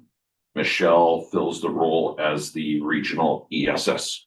So we're putting a lot of resources into it. So far, we haven't had to put much cash into it other than hosting things like tomorrow and meal costs and things like that. So So as an example, Dave, when the highways deteriorated here a couple of weeks ago. Yeah. We were starting to see traffic pile up in town. And a good thing, sooner have them in town than out on the road. So what would the process be there as far as opening the community center or opening, or hypothetically speaking, we've had some power outages in rural. Do we offer anything in town, or could we offer anything at a certain point in time, or what's the process? At a certain point in time, so we start talking like the day of the storms, myself and the RCMP sergeant started talking. He was out of town, so then his corporal and me started talking. We actually went and met with transportation. Won't get into how that went. 511 was showing black, dry, and great highways. Well, you can't see 100 feet across town. But it's an awareness and just kind of see what's going on. When the temperature is good, we don't worry as much about it because you're safe, right? It's a safety thing. We like if the highways are bad and people are coming in, we want to see as many travelers utilize the hotels and motels as possible. People should be responsible for themselves to a certain degree. Those that are unable then can usually reach out to the RCMP. If we become full hotels where we got no vacancy at the end, that's when we start looking at whether we have to open what we call a warming center. The community center is an easy one as far as that goes. We have backup power capabilities there. We can move the generator and flip a transfer switch at the community center. Looking at long-term plans about being able to have set standby power for Centennial Place, because it actually meets some of our needs to house people better, because it has showers and better staffing and computers are already there. It's a better reception center with the food unit being the community center where you would feed people, and that there's already mats at the Centennial Place. It fits a lot of the bill, but we'll get into that with you guys as we go down the road in the next couple of years and some changes we're gonna be looking to make. But yeah, it's a conversation thing. It's talking with the other tri-services. Now EMS isn't as involved as they used to be when they were locally based on that. So it's usually fire and RCMP starting that conversation. And then it's a question of what we can handle within fire without having to open up and activate. But we've activated a number of times over the last few years. 2017 was a bad year for us. That snowstorm in October 17. We were just talking about it a couple days ago where Trent was out plowing the highway all the way out to Starland, trying to get people out of snowbanks and bring them back in the town. And I was stuck in a snowbank at Meadowlands with a 4-wheel drive fire truck lifted up on top of snow in not a great mood. And we were doing rescues on 36 with 4x4s in the ditch, because you could actually drive in the ditch. You just couldn't drive on the road at the time. It's a long story. So yeah, it's just a matter of us talking. We try not to overreact, but try to react also, proactive. Things have changed. It used to be, we lost power in a part of town. Everybody went to grandmas or to their uncles or to their aunts or to whatever, and now we've got a lot of newcomers in town that don't have other family support. Never used to be an issue. Everybody had family support. If north end of town was, Society. it is, and it's required us to have a different line of thinking now. Doors open to anybody. Yeah, Years exactly. ago. Yeah, and Now you lock everybody out. and now They pets, didn't have choice. pets have made a big difference. It used to be that if you did have to leave your home, go over to grandma's to get warm, she didn't care if you brought your dog or cat, or you just leave your dog and cat at home. Now the animal's more important than sometimes their children, I think. I've seen some weird stuff. So now it's, okay, we bring them in and where do you put the pets? And this is stuff Michelle's working on. She sits on a provincial ESS body as a rep, and they do a lot of this work on animals. So we're doing an ESS plan separately, where it's just an ESS plan. We, of course, I'm a firm believer in find the best one out there and steal as much of it as we can and active and just from there. So our ESS plan that she's working on is gonna have an animal component as to what we can do. And Harvest Sky is a, the SP, or not SPCA, but your Harvest Sky organization is a big, There. okay, sorry, that you usually is a big part of that too, like what we can utilize for local. We try to use as much things that we have without reinventing the wheel. So that a roundabout answer to that. I'm running by this, shooting from the hip every time it's. Oh, but as the mayor, like, you start to see vehicles, especially where I'm at with the Tim Hortons Mhm. nearby. I mean, that back street was full and they were starting to bundle into my lot and I'm going, okay, should we do something? So I reached out to Kyle. I believe Kyle was with you at the time. Oh, yes, he Yeah. was. We were in a meeting at transportation. Yeah. That wasn't going great. Yeah, but it just, it's funny when you start to see things happening, you start going, the heart picks up a little bit. It's like a fire call, you hear the tone and all of a sudden you start thinking, what do we have to do? Like, should we start doing something? And I like to be ahead of the game instead of going, holy cripes, we're in a wreck. Now we gotta do something. So, Sergeant Wellsman will text me. Michelle will text me. Lori might reach out. yeah, We'll start chatting a little bit about things as it starts to. if that's starting deteriorating quickly. Power's our big thing. And if we lose power, I'm the biggest pain to ADCO. And then I say, well, being fire chiefs have a different 800 number than the public does, so I can get answers usually relative, or I can get into a real person relatively quick. And it's just them letting us know what are we looking at. It's just a 30-minute thing. Okay, not a big deal. To be honest, if it's a 2 or 3 hour thing, it's usually not a big deal. It's when it starts going beyond that, 8-10 hour thing. And Lori's done a lot of work with Katie too and Michelle on our 72-hour kits and our awareness and trying to do, her department's done great on putting out the different bulletins all the time about awareness, emergency preparedness. We had a couple of kids who were doing as prizes. I don't know if they went out yet. Nobody submitted their name to win. Seriously?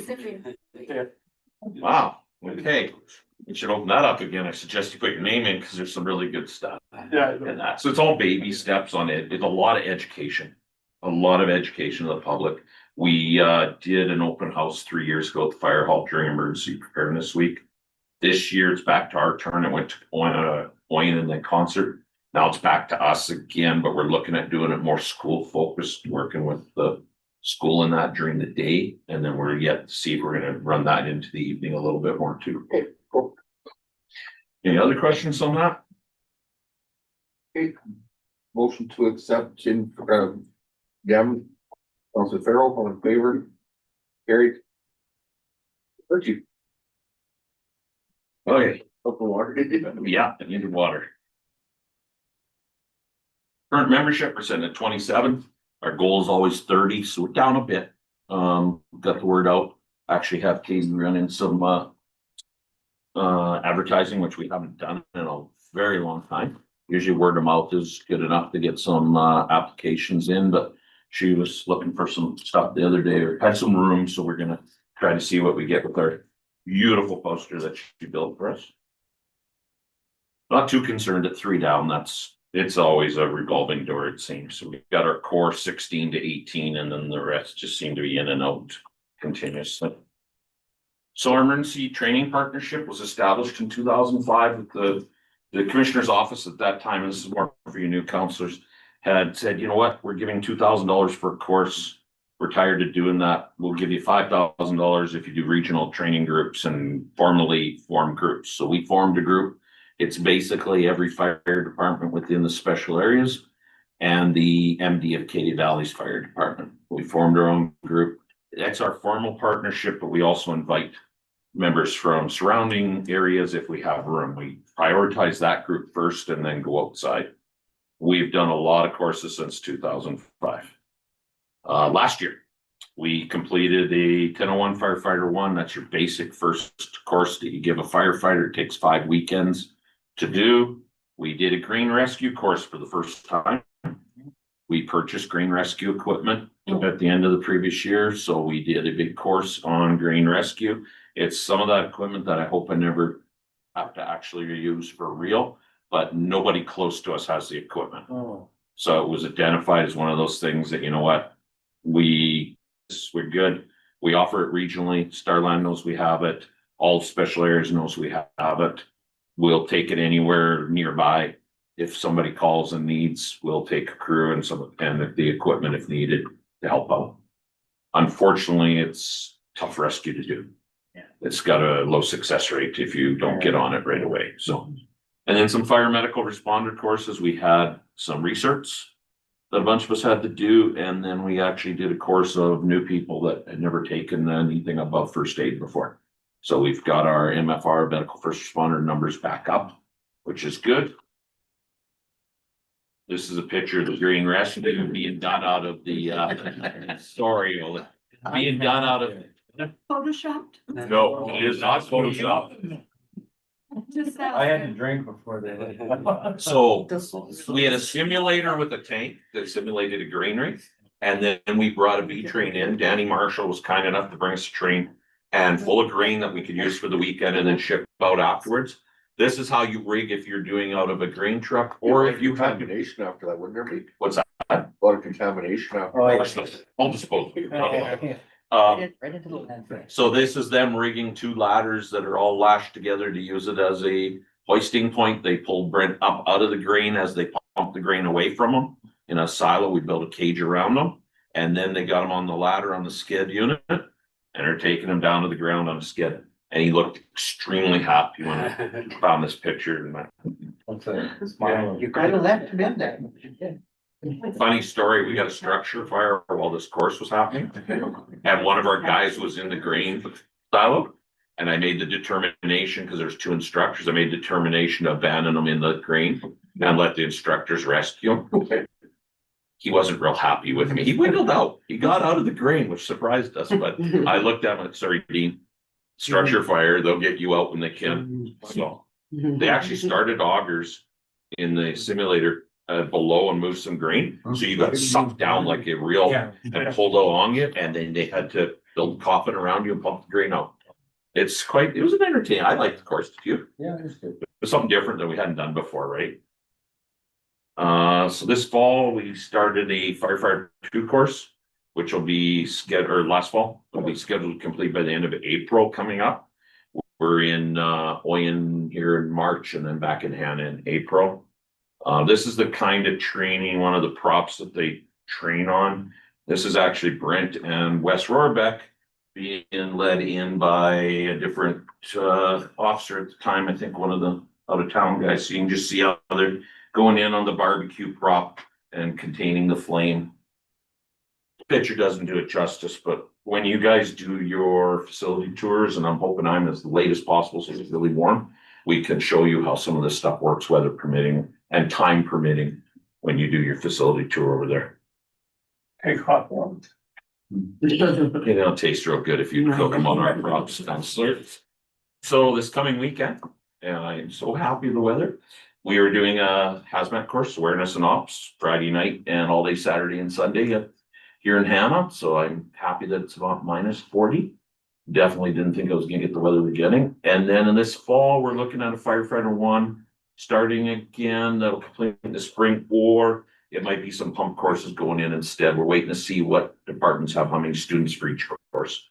So we're busy when it comes to regional training and training. This is a picture from the last hazmat course. These are our training suits. Is that Brent again? No, it wouldn't have been. No, he was a student a long time ago in this course. So. Burn tower update. I won't bore you with what phases were what, but we've been moving along. 3 phases completed. We're into phase 4, which is landscaping and fencing. We got more graveling to do, more water control to do. Yeah, my apologies. More concrete pads to pour, and then the fence that we were hoping to do in 25 is getting pushed to 26. I need to get the landscaping done. Brent's crew has worked on some things when there's time to clean up the tree roots and fix along the campground, and now we're getting close that hopefully this year we can get that site fenced in and a little more secure. Right now we have the tower fenced with gates that we'd love to take off someday, but they were put on so kids can't get up on the tower. 25 year in review. So 116 incidents for 2025. This shows what our incidents for the past 5 years have been. I love that trend myself. Great trend.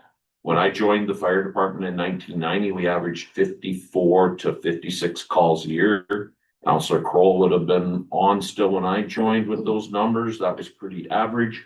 Mayor Popchak, when you were on, we were probably averaging about 64 calls 65 a year. This 165 stuff. I'd like to say that 26 is going to be a quiet year, but we're running 1 every 2 days right now. So not good. I think we did number 7 tonight. So yeah, we're running above that even. So not sure. That being said, though, back in 2000, were we recording alarms as calls? Mm-hmm. Okay. Just nobody in Hanna could afford an alarm. Yeah. Nobody had them. Yeah. You hear about the cities having them now.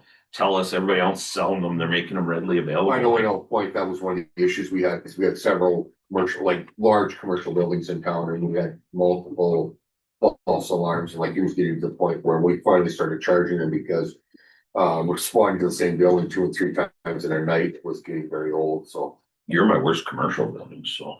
We haven't been there in a couple No, years. it's residential. It's my problem. I'll show you in a minute. So breakdown between town and rural, we did 63 incidents in town, 53 in rural. Rural includes special areas, transportation, mutual aid, anything that's outside town Hanna limits. And this is a 5-year same breakdown, just to show where for the last 5 years. It's all over the place, right? And no real rhyme or reason to it. This breaks down this year further with the town, the Alberta transportation, the special areas and the mutual aid. Alberta transportation calls are anything that happens fence line to fence line on a primary or secondary highway. So if it has a number, single, double, or triple digit number to it, we can bill the government for our response. They pay very good fair compensation per truck per hour. That could be a grass fire in the ditch. It could be an MVA, a motor vehicle accident, anything. It could even be a medical call that happens and somebody pulls over on the road. If they're on that ditch to ditch primary, we can bill transportation. And I do bills out to Caitlin in the office here who puts invoices out to transportation. They pay us direct. They chase the insurance companies for the cost recovery. So it's a budget. When you're looking at fire department budget revenue and you'll see some revenue line item, that's part of that line item is our 3-year average of income up transportation. This transportation number is pretty average. The special areas number is low. And this shows that in a 5-year comparison of the same. You can see how that 20 for special areas was really an anomaly. Like you're looking at, it hadn't been below 37 in the last 5 years compared to 62. I mean, we did 5 years ago, 3 times as many calls, right? So just the type of year. It's all grass fires, right? If we spike grass fires. Moisture and stuff last year, and people weren't trying to harvest the rock off the bottom of the fence. They weren't cutting hay down onto the dirt, right? That makes a huge difference. So this gets into the breaking down of our types. So false alarms or alarms ringing. You can see what we've done in the last 2 years. I thought 24 was bad at 31.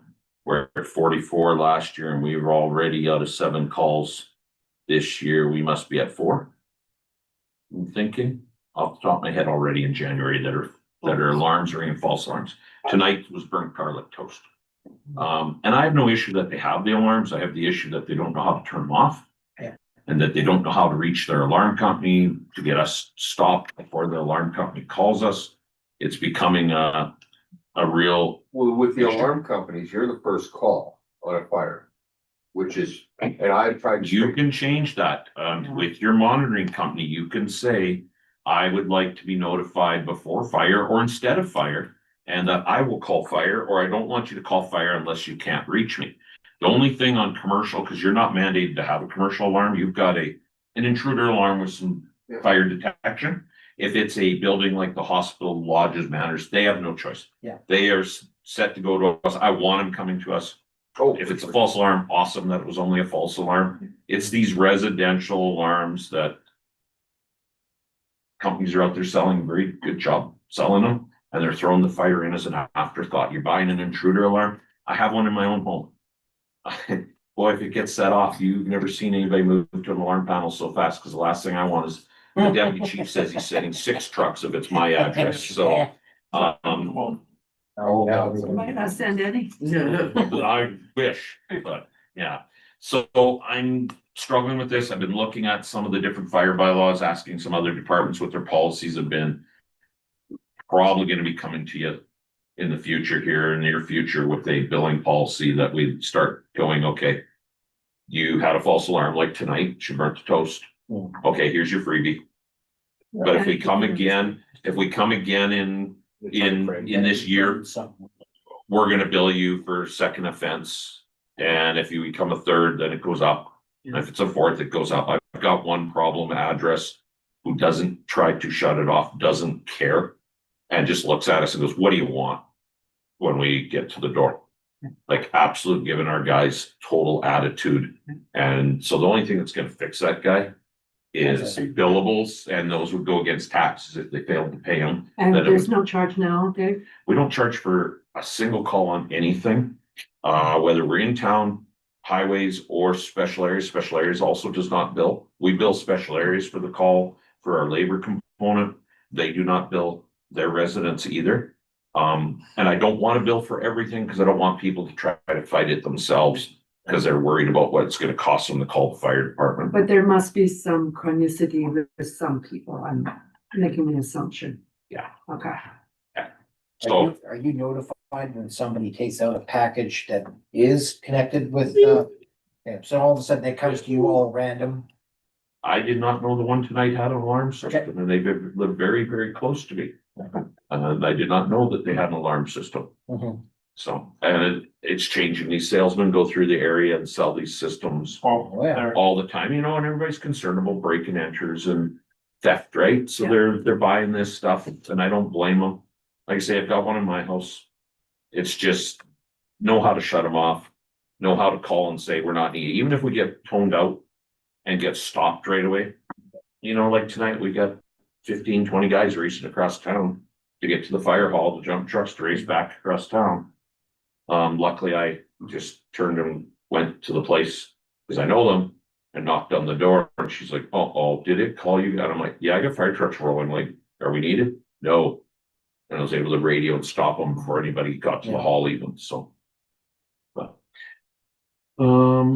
grass fire's really low, hence the reason the special areas calls down. That's an abnormal to have 7 is very, very rare that we do that, and we thought we were That about, went in the weekend one time. oh, I've had 7 in a day, literally, so. Medical assist, some good news. Yes. This was something that used to sit around 6 and then climbed to 24, and then it jumped I think, into the 30s, 40s. You can see what it did in 22, and lo and behold, we actually have it coming down. We're maybe one of the few areas, though I'm still hearing a lot of horror stories. You hear it on the news about EMS, this and that. Our area, touch wood, seems to have not been too bad lately. I think they've taken a real proactive within the crews here also to really make sure they need us before they call us, that they're not just calling on everything. But very happy that we cut that number down. Miscellaneous is our catch-all. It doesn't fit any other column. Trash can fires, just anything that doesn't fit our main columns drops into miscellaneous. MVAs, that's a one stat we got. Rescues, motor vehicle accidents, that just remains pretty steady, 30 something. It just seems to be that, and it's been that for a long time. We just seem to run that even keel. We get, you know, January of 25 was horrendous, how many we had. This year's touch wood, so far so good. December was super quiet. We had nothing over Christmas. The year before, we went out what Christmas Eve 2 or 3 times because of the road conditions and the travel, Yeah, right? you were called for 136. Yeah, we do a lot of 36. Structure fires, we were at 4 last year. We're all over the place, 2 the year before, and we've had 2 already in 2026. So we seem to be gonna punch that number probably a little higher this year, just the way it goes. 2 attic fires in however many days, first week of the year, so. One residential, 1 commercial, so. You just never know what we're gonna see. Vehicle fires, and this can be machinery too, so anything with an engine. So combines or swathers, to semi trucks to passenger vehicles, anything that's a motorized vehicle. Pretty average, 5 or 6 a year. The one thing we didn't have this year, only have 1 combine, I think it was. Whereas everybody in special areas was doing multiples.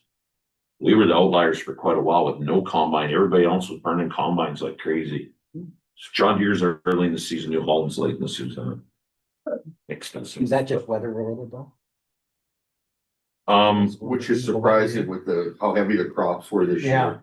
They claim that, and this is coming from some of the farmers that are firefighters, that whatever mold was being caused on the grain kernels. Yeah. On the husks, was really sticking to the fans on the combine and the radiators. It wasn't blowing off, and that was building up and then dropping.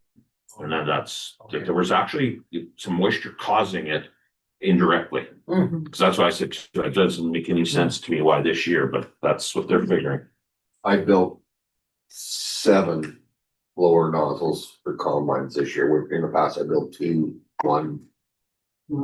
Yeah, because you couldn't just hit it from outside. It didn't work. They said you had to get right in the middle. So it's weird. And this just takes all the incident types and shows what our percentage of calls were. So false alarms wins, followed by MVAs, right? All farms are good to win. Yeah, it just gives you an idea of what we do. And time of day.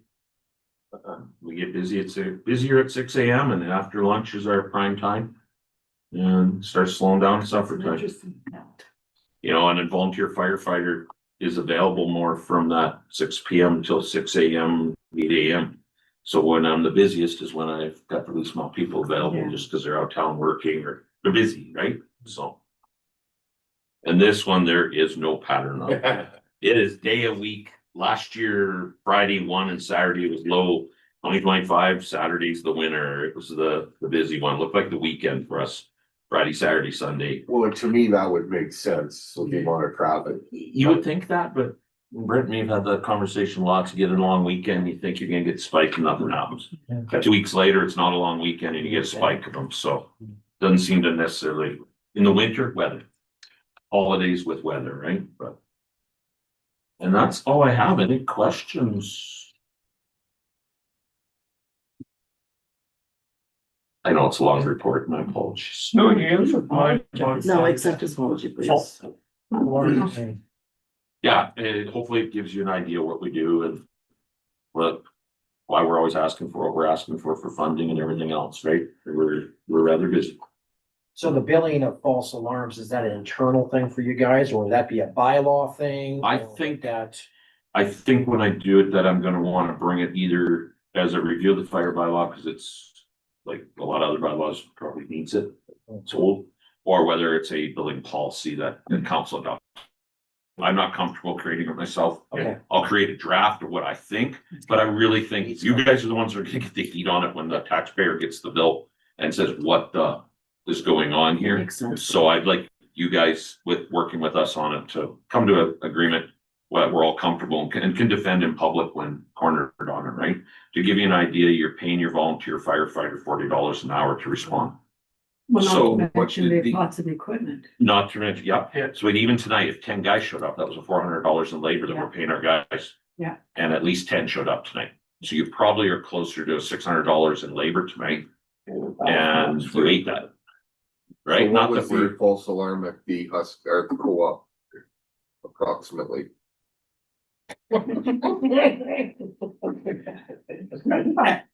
what was the incident? The fuel, the No, laser I wanna leak? know the cost. I'd have to go back and see how many people responded that night to give. I Three can get units that. rolled though. 3 units rolled, yes, 3 or 4 units rolled. So it'd be 12. They might not all been full, but there was a fair, it was a good turnout because the dispatch came in as a major or a fuel spill at the co-op.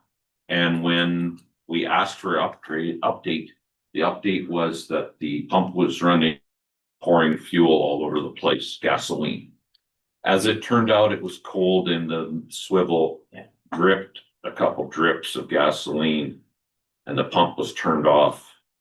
And the caller, Got a little underhand. called it in and then berated one of my officers after we got there too, so. Oh, I just, yeah, May I ask, Dave, is other municipalities, do their firefighters charge for false alarms? Some do, Some Not do, all. Some don't. and it's becoming more common, and that's what I'm gonna do. I'm gonna reach out to some others just to see who's Just doing what- what. And how they're doing it. Yeah, whether it's through policy, some I know are doing policy, some are doing bylaw. My guess is we'll do bylaw if the CEO entertains it, if there's time this year in it, because I just know the fire plus from 1983 I or certainly 85. So I think it's just time to modernize the bylaw because it won't be. We have talked about it. Yeah, we have. It's just been a low priority, so this is probably gonna drive it for more need as to why to do it. And there's a few other things I'd like to clean up in it too, so. At the same Yeah. time, but any other questions of Dave? Hearing none, motion to accept fire report 2025 fourth quarter for information. That's Warbeck, all in favor? Carried.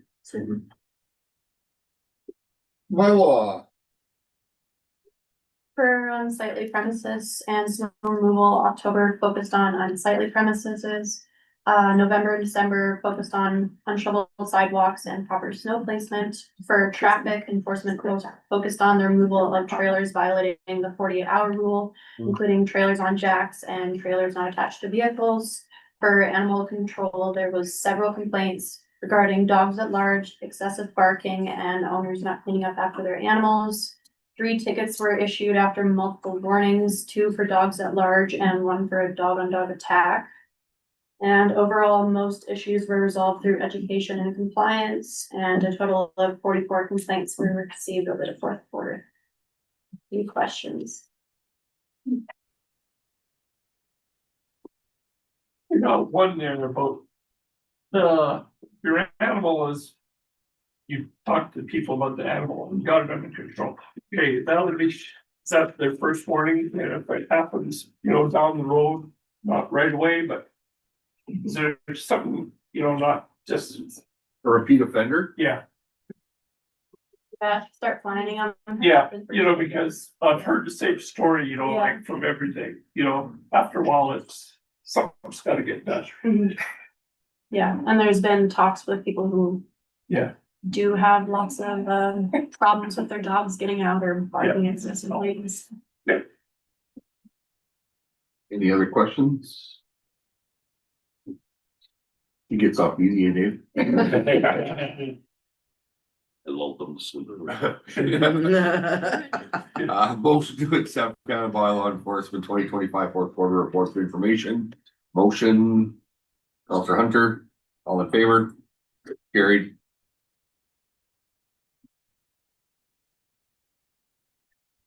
Twenty 26 operating and capital budget. During the fair, I don't know if anyone wants to speak on this, but this is final budget, well, not final, but looking for your approval on this. Yeah, all the adjustments were made, we're going to find money to cover those losses. I think we had an unexpected addition to our costing the other day. The things we weren't ready for, but I think those can be adjusted later on in the year, but so we're just looking for your approval. If you have any questions. Counselor Carter? I would like to make a motion, if I may, on the operating budget. And that motion would be that we actually remove the council honorarium increase of 2% from 2025 rates, that we remove that and keep it as is for this fiscal year. Secondly, as well in the motion is to remove the town office council chamber renovation in the amount of 50,000 for this operating budget at 2026.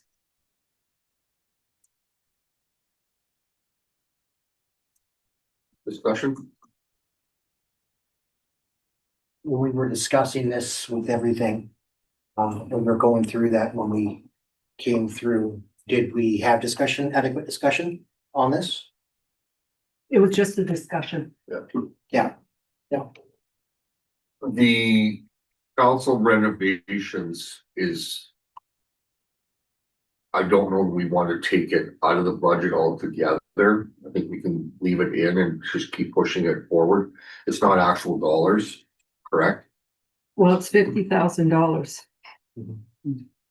Right? There's $50,000 set aside, and my motion would suggest that we remove that. And in my view, in discussion, based on priorities, that certainly those funds would certainly be more adequately spent in something like our public works, our parks, etc. Given the information that we previously received at previous council meetings, I think that that's a particular expense that we can ill afford to entertain in this budget. I'm wondering if we can make an amendment to that though, because I mean, the one thing we did talk about in that was the ability for like the structure of our council now, and for me to hear you down there or somebody to hear me down here doesn't always work so well.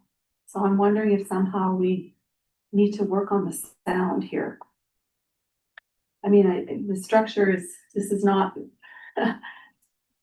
the layout of this is not really conducive to council business. But a lot of the meetings we have So you're found. proposing a friendly amendment? Well, I think I'm not in favor of removing it because once you remove it, it doesn't mean we're doing it, but removing it, takes it totally out, which I'm not in favor of. And I think we need to work on what the sound looks and sounds like in this. Okay, that's part of the discussion then. Okay. So we have a motion. Any other discussion on the motion? Councilor Hunter? Well, if we decide to do this in the future, it will cost us a whole lot more. And, this is just how it works with, $50,000 from what I'm listening to the project of what was going on. That was low.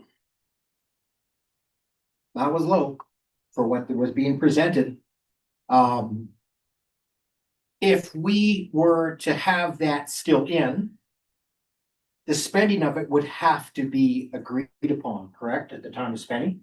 Like, so if all of a sudden the project happened, would it be done without council approval, or would we have to approve it for, No. on that? No. You approve it with the budget. With the budget. Like, Yeah. if you approve Brent to buy a truck, he's not gonna come to Yeah. council.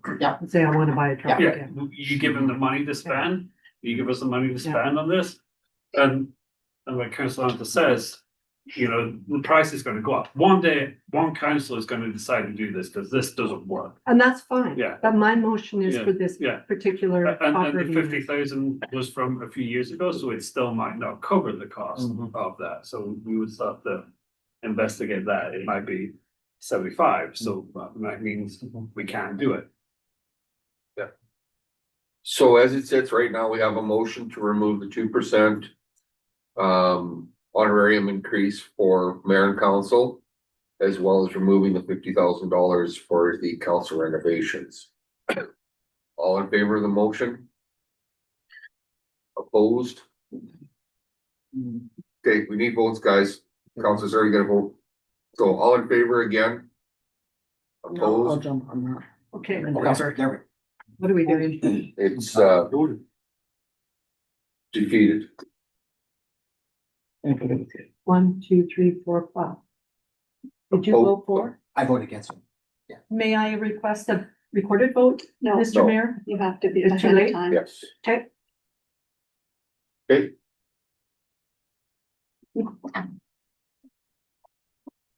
All right. Moving along. But you need to Yeah. adopt the 2026. I'm gonna get there. I'll go This is- back. yeah, we're back on track.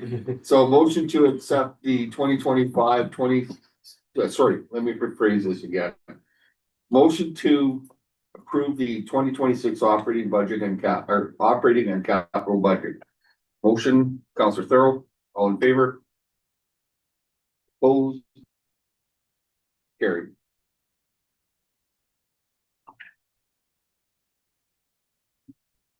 Balance our regional municipal services and development plan. Oh, Matthew, please. It's not gonna catch up. Everybody. We're all in through. Yeah, no, that's fine. Is this where Tracy's gonna come on board? Is she ready? Okay, Tracy's gonna make a presentation for us. This is a service that they provide for us, so if she's on board, she'll do her presentation through. Can't make it bigger. Hi, everybody. I'm here, but it seems like my camera is not starting on Zoom. I'm not sure why. We can hear you good though, Tracy. Were Okay. you trying to show us anything or? No, I was just gonna turn on and show my face and wave to everybody, but I got a new computer this month and it's not quite functioning okay. I apologize.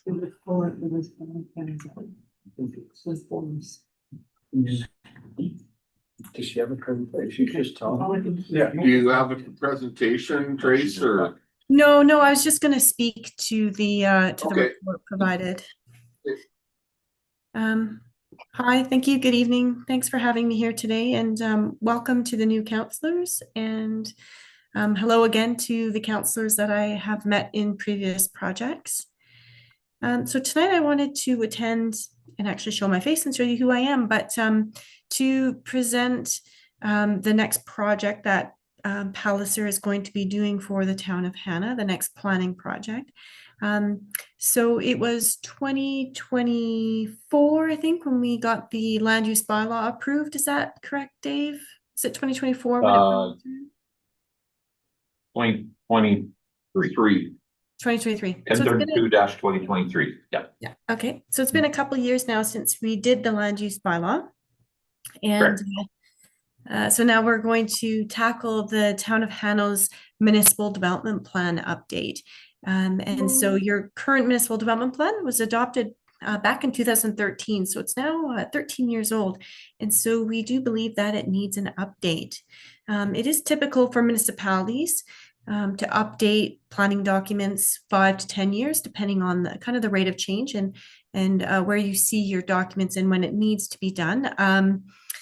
But we do believe that the town of Hanna needs a new municipal development plan. And so as part of this project, we have prepared a terms of reference for council information to let you know how we propose to run the project. We anticipate it to take about a year.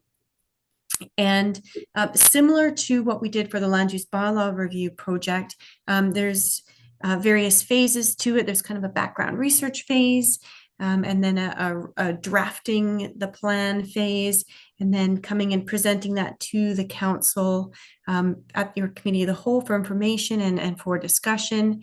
And then we would go out to the public for feedback. And then bring the bylaw back to council for approvals by bylaw. Given the public engagement that we had during the land use bylaw review project, which was quite extensive, people did get very involved.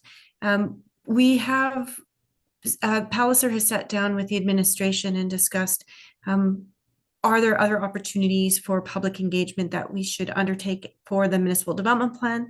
And we believe that there is.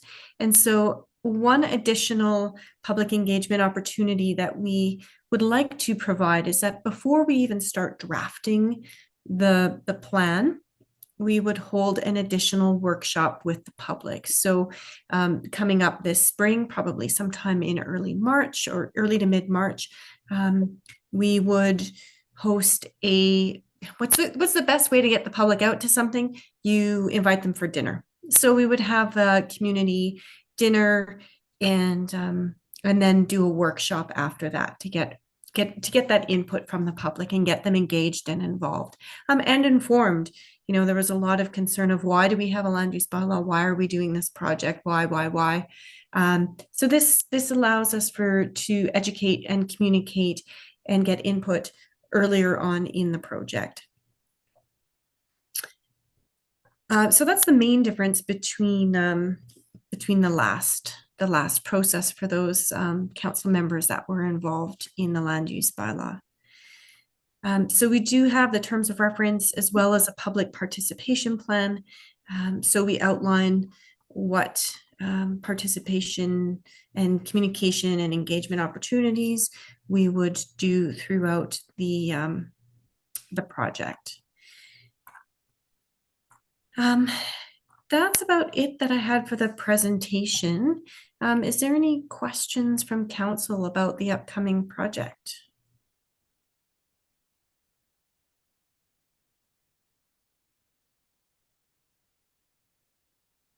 David, you look like you want to say something. No, it's overdue. Yeah. In a perfect world, that we would have, and Tracy and Matthew and myself met, and we talked about this, that we would have done the municipal development plan prior to the land use bylaw review. I'm not sure why they're backwards, but they were backwards before, and hence they've stayed that way. The biggest thing is when we were doing the Pace Solar project, and we got into it, as most of you know, a lot of hours with the lawyers working on that, and the municipal development plan kept getting put out. Well, it kept coming into play, and there was a lot of things in there that was not helping us, you know, because we had development at the airport and things like that, and like, so it needs just to be gone through. It's just, we should be reviewing these probably every 10 to 12 years. Is that fair, Tracy? Yeah, and sometimes even sooner in a high growth area, it might be even quicker. Yeah, so it's overdue. It's time to do it. The public consultation's the biggest thing. We don't want to have wrecks like we had last time. We just had bad timing to come out with the land use bylaw review, right? When everybody, Thorhill County and everybody was mad at land use bylaws and thought we were taking their property or whatever. So we wanted to do this slower, proper, Tracy's right, a meal, which I think, because we knew this was a thing that was coming down the pipe, to bring them out to the community center, feed them, whether it's beef on a bun or whatever, and then lock the door so they can't leave, and they have to give us consultation after we fed them, right? So it's gonna be a lot of work. I enjoyed last year not having to work with Tracy every week. Sorry, Tracy. Now we're gonna be back at it again, so it's just part of the, you know, Palliser offers us major projects like this every few years. Was it every 2 or 3 years, Tracy, that we're able to do one? For the size of Hanna, you get one every 3 years. Every 3, and that's where we're at. So it's our turn again. We did land use last time. We need to do municipal development plan, and it's important to do. It kind of guides us kind of where we're going. So when somebody comes out and says, hey, I want to do this on the lodge property or Dadco property, that you kind of go municipal development plan. Well, do we want to go that way? The municipal development plan had us doing this. It just gives council some guidance, and it gives it guidance for a decade to kind of framework in that. Not to say you can't change it, but things change, but at least it gets you, it's a planning where you're headed.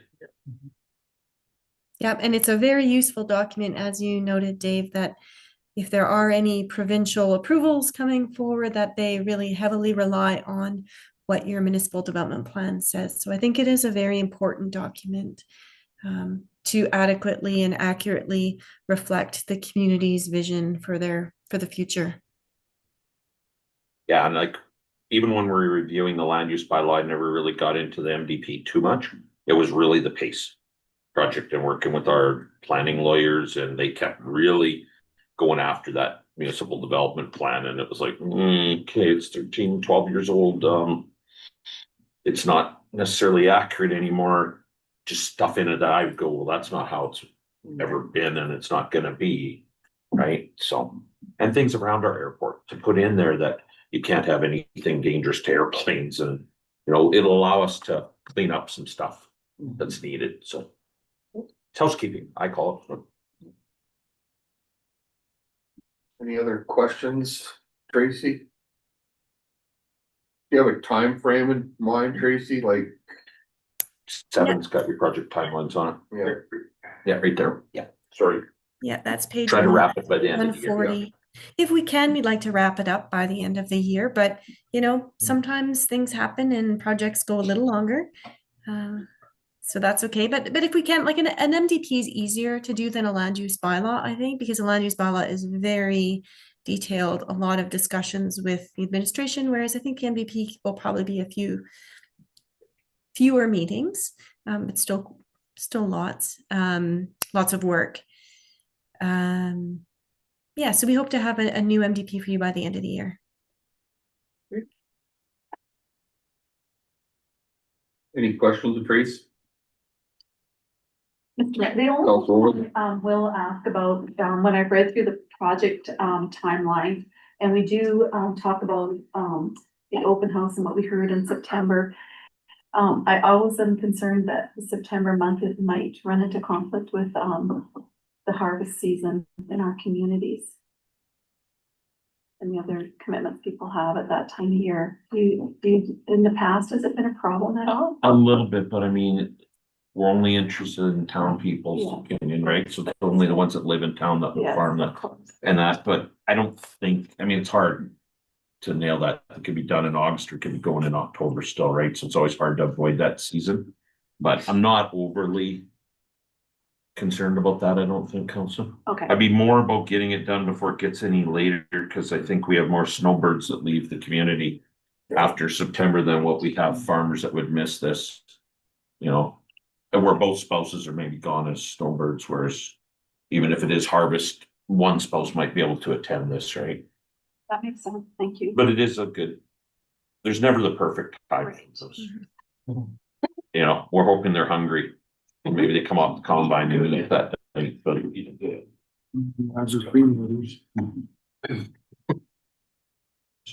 traditionally, we don't get high turnouts for these types of things. The land use bylaw we did because we had we had angry people out accusing us of things I never thought I'd be accused of from a town I grew up in.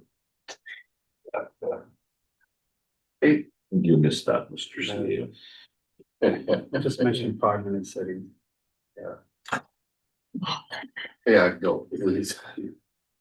Recommend a motion that council receive information presented from Palliser Regional Municipal Services regarding the municipal development plan review and associated public participation plan. Motion, Council Carg, all in favor, carried. Mr. Mayor, so you accepted it as information? Correct.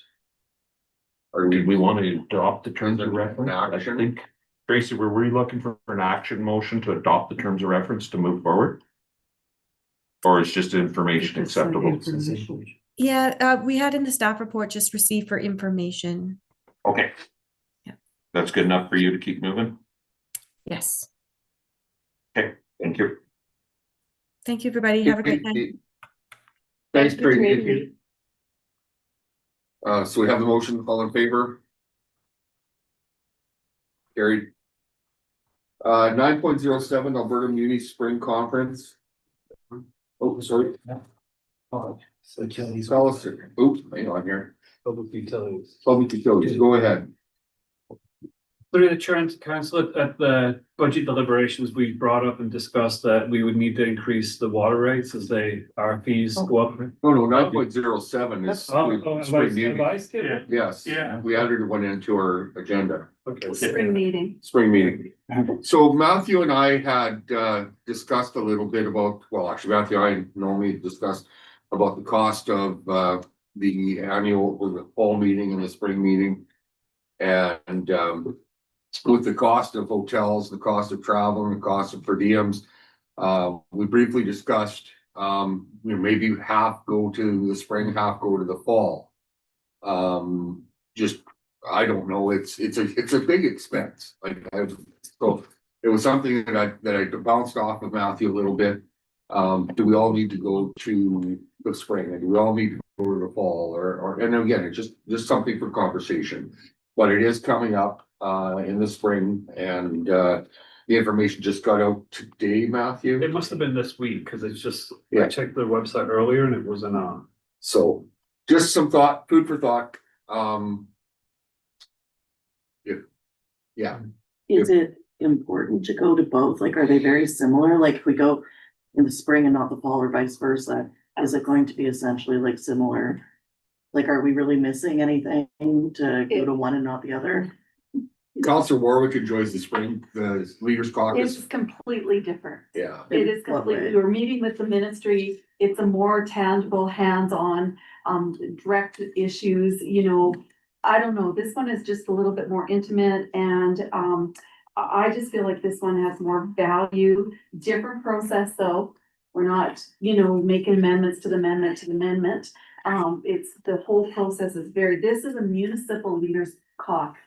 This is, quite a bit different than the, AGO. the AMA, yeah, Alberta Municipalities Association meetings. So it's very different. But Mr. Mayor, if I could just speak to that. It is my understanding that we have personal per diems too, Yeah. that, if you wanted to use your personal per diem for that, they do also offer the EOEP courses the day before this Municipal Leaders Caucus. And they are going to be this kind of something, I guess they've been doing for several years now, but if you're also engaging in any of those, that happens at that time as well. That per diem is actually a development, it's not per diem, it's an actual fund you're allowed to spend, for example, on EOE. If you wanna take some training, public speaking training, something like that. There's some money available in our budget every year for for personal development is basically what it's for. So, but as Councilor Warwick indicated, the EOE courses are good to take. She's taken a couple of them now. So yeah, but that is in our budget already, so. Well, like I said, just food for thought, when we're talking about, spending money and saving money and things. The conference is a huge expense. I don't think we should all be going to both. Like, I think that's way too much money. Yeah. Personally, but if there are people interested in the spring, that could bring us back. Yeah. Information. If we don't go, that could be a good option. Okay, Do we have course information of what they're even offering to? Not yet, they've just listed the dates and the hotel. The EOP is, no, that's not listed either. It's on the 25th. The it's actually council's role in strategic development planning. Coincidentally, it's on March 25th. The Municipal Leaders Caucus is on the 26th and 27th. In the convention of March 26th and 27th at the Edmonton Convention Center. I just looked it up here. It's all. So will they get that information out in the near future? oh yeah, Okay, just on, What topics? The are course, covered? yeah, It's yeah. Usually night when they do release that. Okay. Yeah. Yes, cause just before. Yeah. So in the past, all councillors had the No. privilege of attending both spring and fall? it was at your discretion. Very few have. I mean, I went 2 years ago and I was the only one that attended the spring. I did not attend the fall for 2 years though, but I did attend the spring and I was the only councillor that was there. I believe the mayor and I were the only two that were attending last year.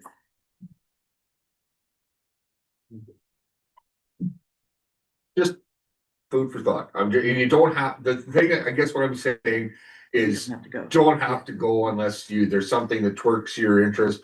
Again, same thing. I'd recommend going every second year of the spring one, just to get your feet wet and see exactly what it is. And I'm not saying that everybody can or can't go. I'm not doing that. So Yeah. just some food for thought. But whoever does go, we'll Yeah, bring back bring information. feedback, correct. Perfect. Okay, now I'll try that again. we'll try that again.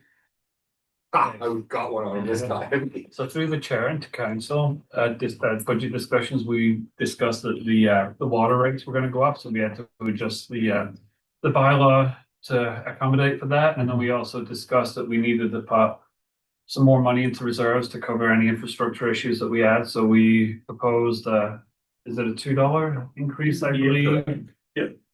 On the basic flat rates that we charge residents, so, we need your approval to pass this bylaw to implement the new fees that will begin on, they start at the beginning of the year, is that correct, Yeah. Norman? Questions? Should be fairly straightforward, we discussed also. I recommend a motion, council, to give the first reading of bylaw 1043-26, the 2026 municipal public utilities amendment bylaw. Motion, Counselor Hunter, all in favor? Carried. Motion, council, give the second reading of bylaw 1043, 2026, the 2026 municipal public utilities amendment bylaw. Motion, Council Kroll, all in favor? Carried. Council provide unanimous consent for the third reading of bylaw 1043, 2026, the 2026 municipal utilities amendment bylaw for this meeting. Motion, Councilor Thurl, all in favor? Carried. Third and final reading of bylaw 1043, 2026, the 2026 municipal public utilities amended bylaw. Motion. Anybody? Council Warwick, all in favor? And carried. Thank you very much.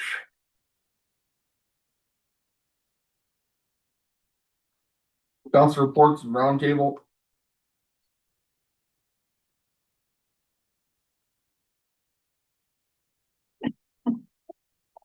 I've got nothing going on until tomorrow it all starts, and I do 3 days in a row. I'm off to the elected officials training tomorrow, and then I have our mugs on Thursday in Drumheller, and then Friday we have an executive mugs in Drumheller again, so Bang, bang. yeah. Mr. Mayor, when you say an elected officials training, didn't you take this? Why didn't you take it again? It's something you gotta do, they say.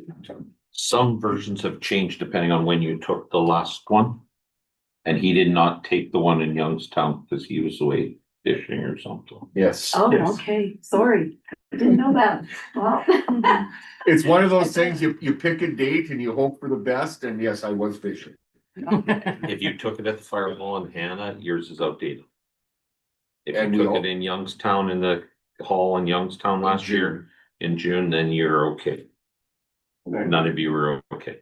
I don't mean that. I All was of you gonna- required the point. Is it annual, Dave, or, sorry, how? Nope, No, once, no. until they change the Once course, until they change it, okay, fair. Yeah. which they've done. You have to have, all new counselors must have it within 3 months of being elected. Yep. So we're like, We're covered. yeah, but we had to push it and the province agreed to push it. Originally, you were booked for December 9th or something. Mhm. I booked it like 9 months ago, knowing I would have a group that needed it, so. Usually you have to travel somewhere for it. They don't. Do we need our computers and everything tomorrow, or? Yeah, No, okay, good to know.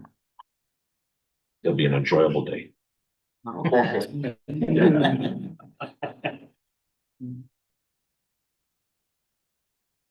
Okay, anybody else that's got anything exciting going on in their world? Counselor Hunter? So, as you guys know, the Hanna Wake, exchange has not. Okay. Wake, sorry. But great for everybody in Wake listening right now. As you can tell, I don't have much information on this whole thing. If any of the counselors have any information, contacts on anything from previous, I really don't have much on this. Counselor Warwick will be your source. Yeah, So if you have something, Angie, please fire over as much stuff as you can. I went back through the people that I have been in contact with. I have sent some emails out. Good. And I have not received any responses. Okay. So the young lady that was in charge of it all, she's no longer there. So she's not forwarding any information, not sharing anything. So I'm waiting back. As soon as I get an email, thank you. I will send everything I can get for you. Because what I'm wondering also with this is like, as it sits, there is no committee. It is just inactive.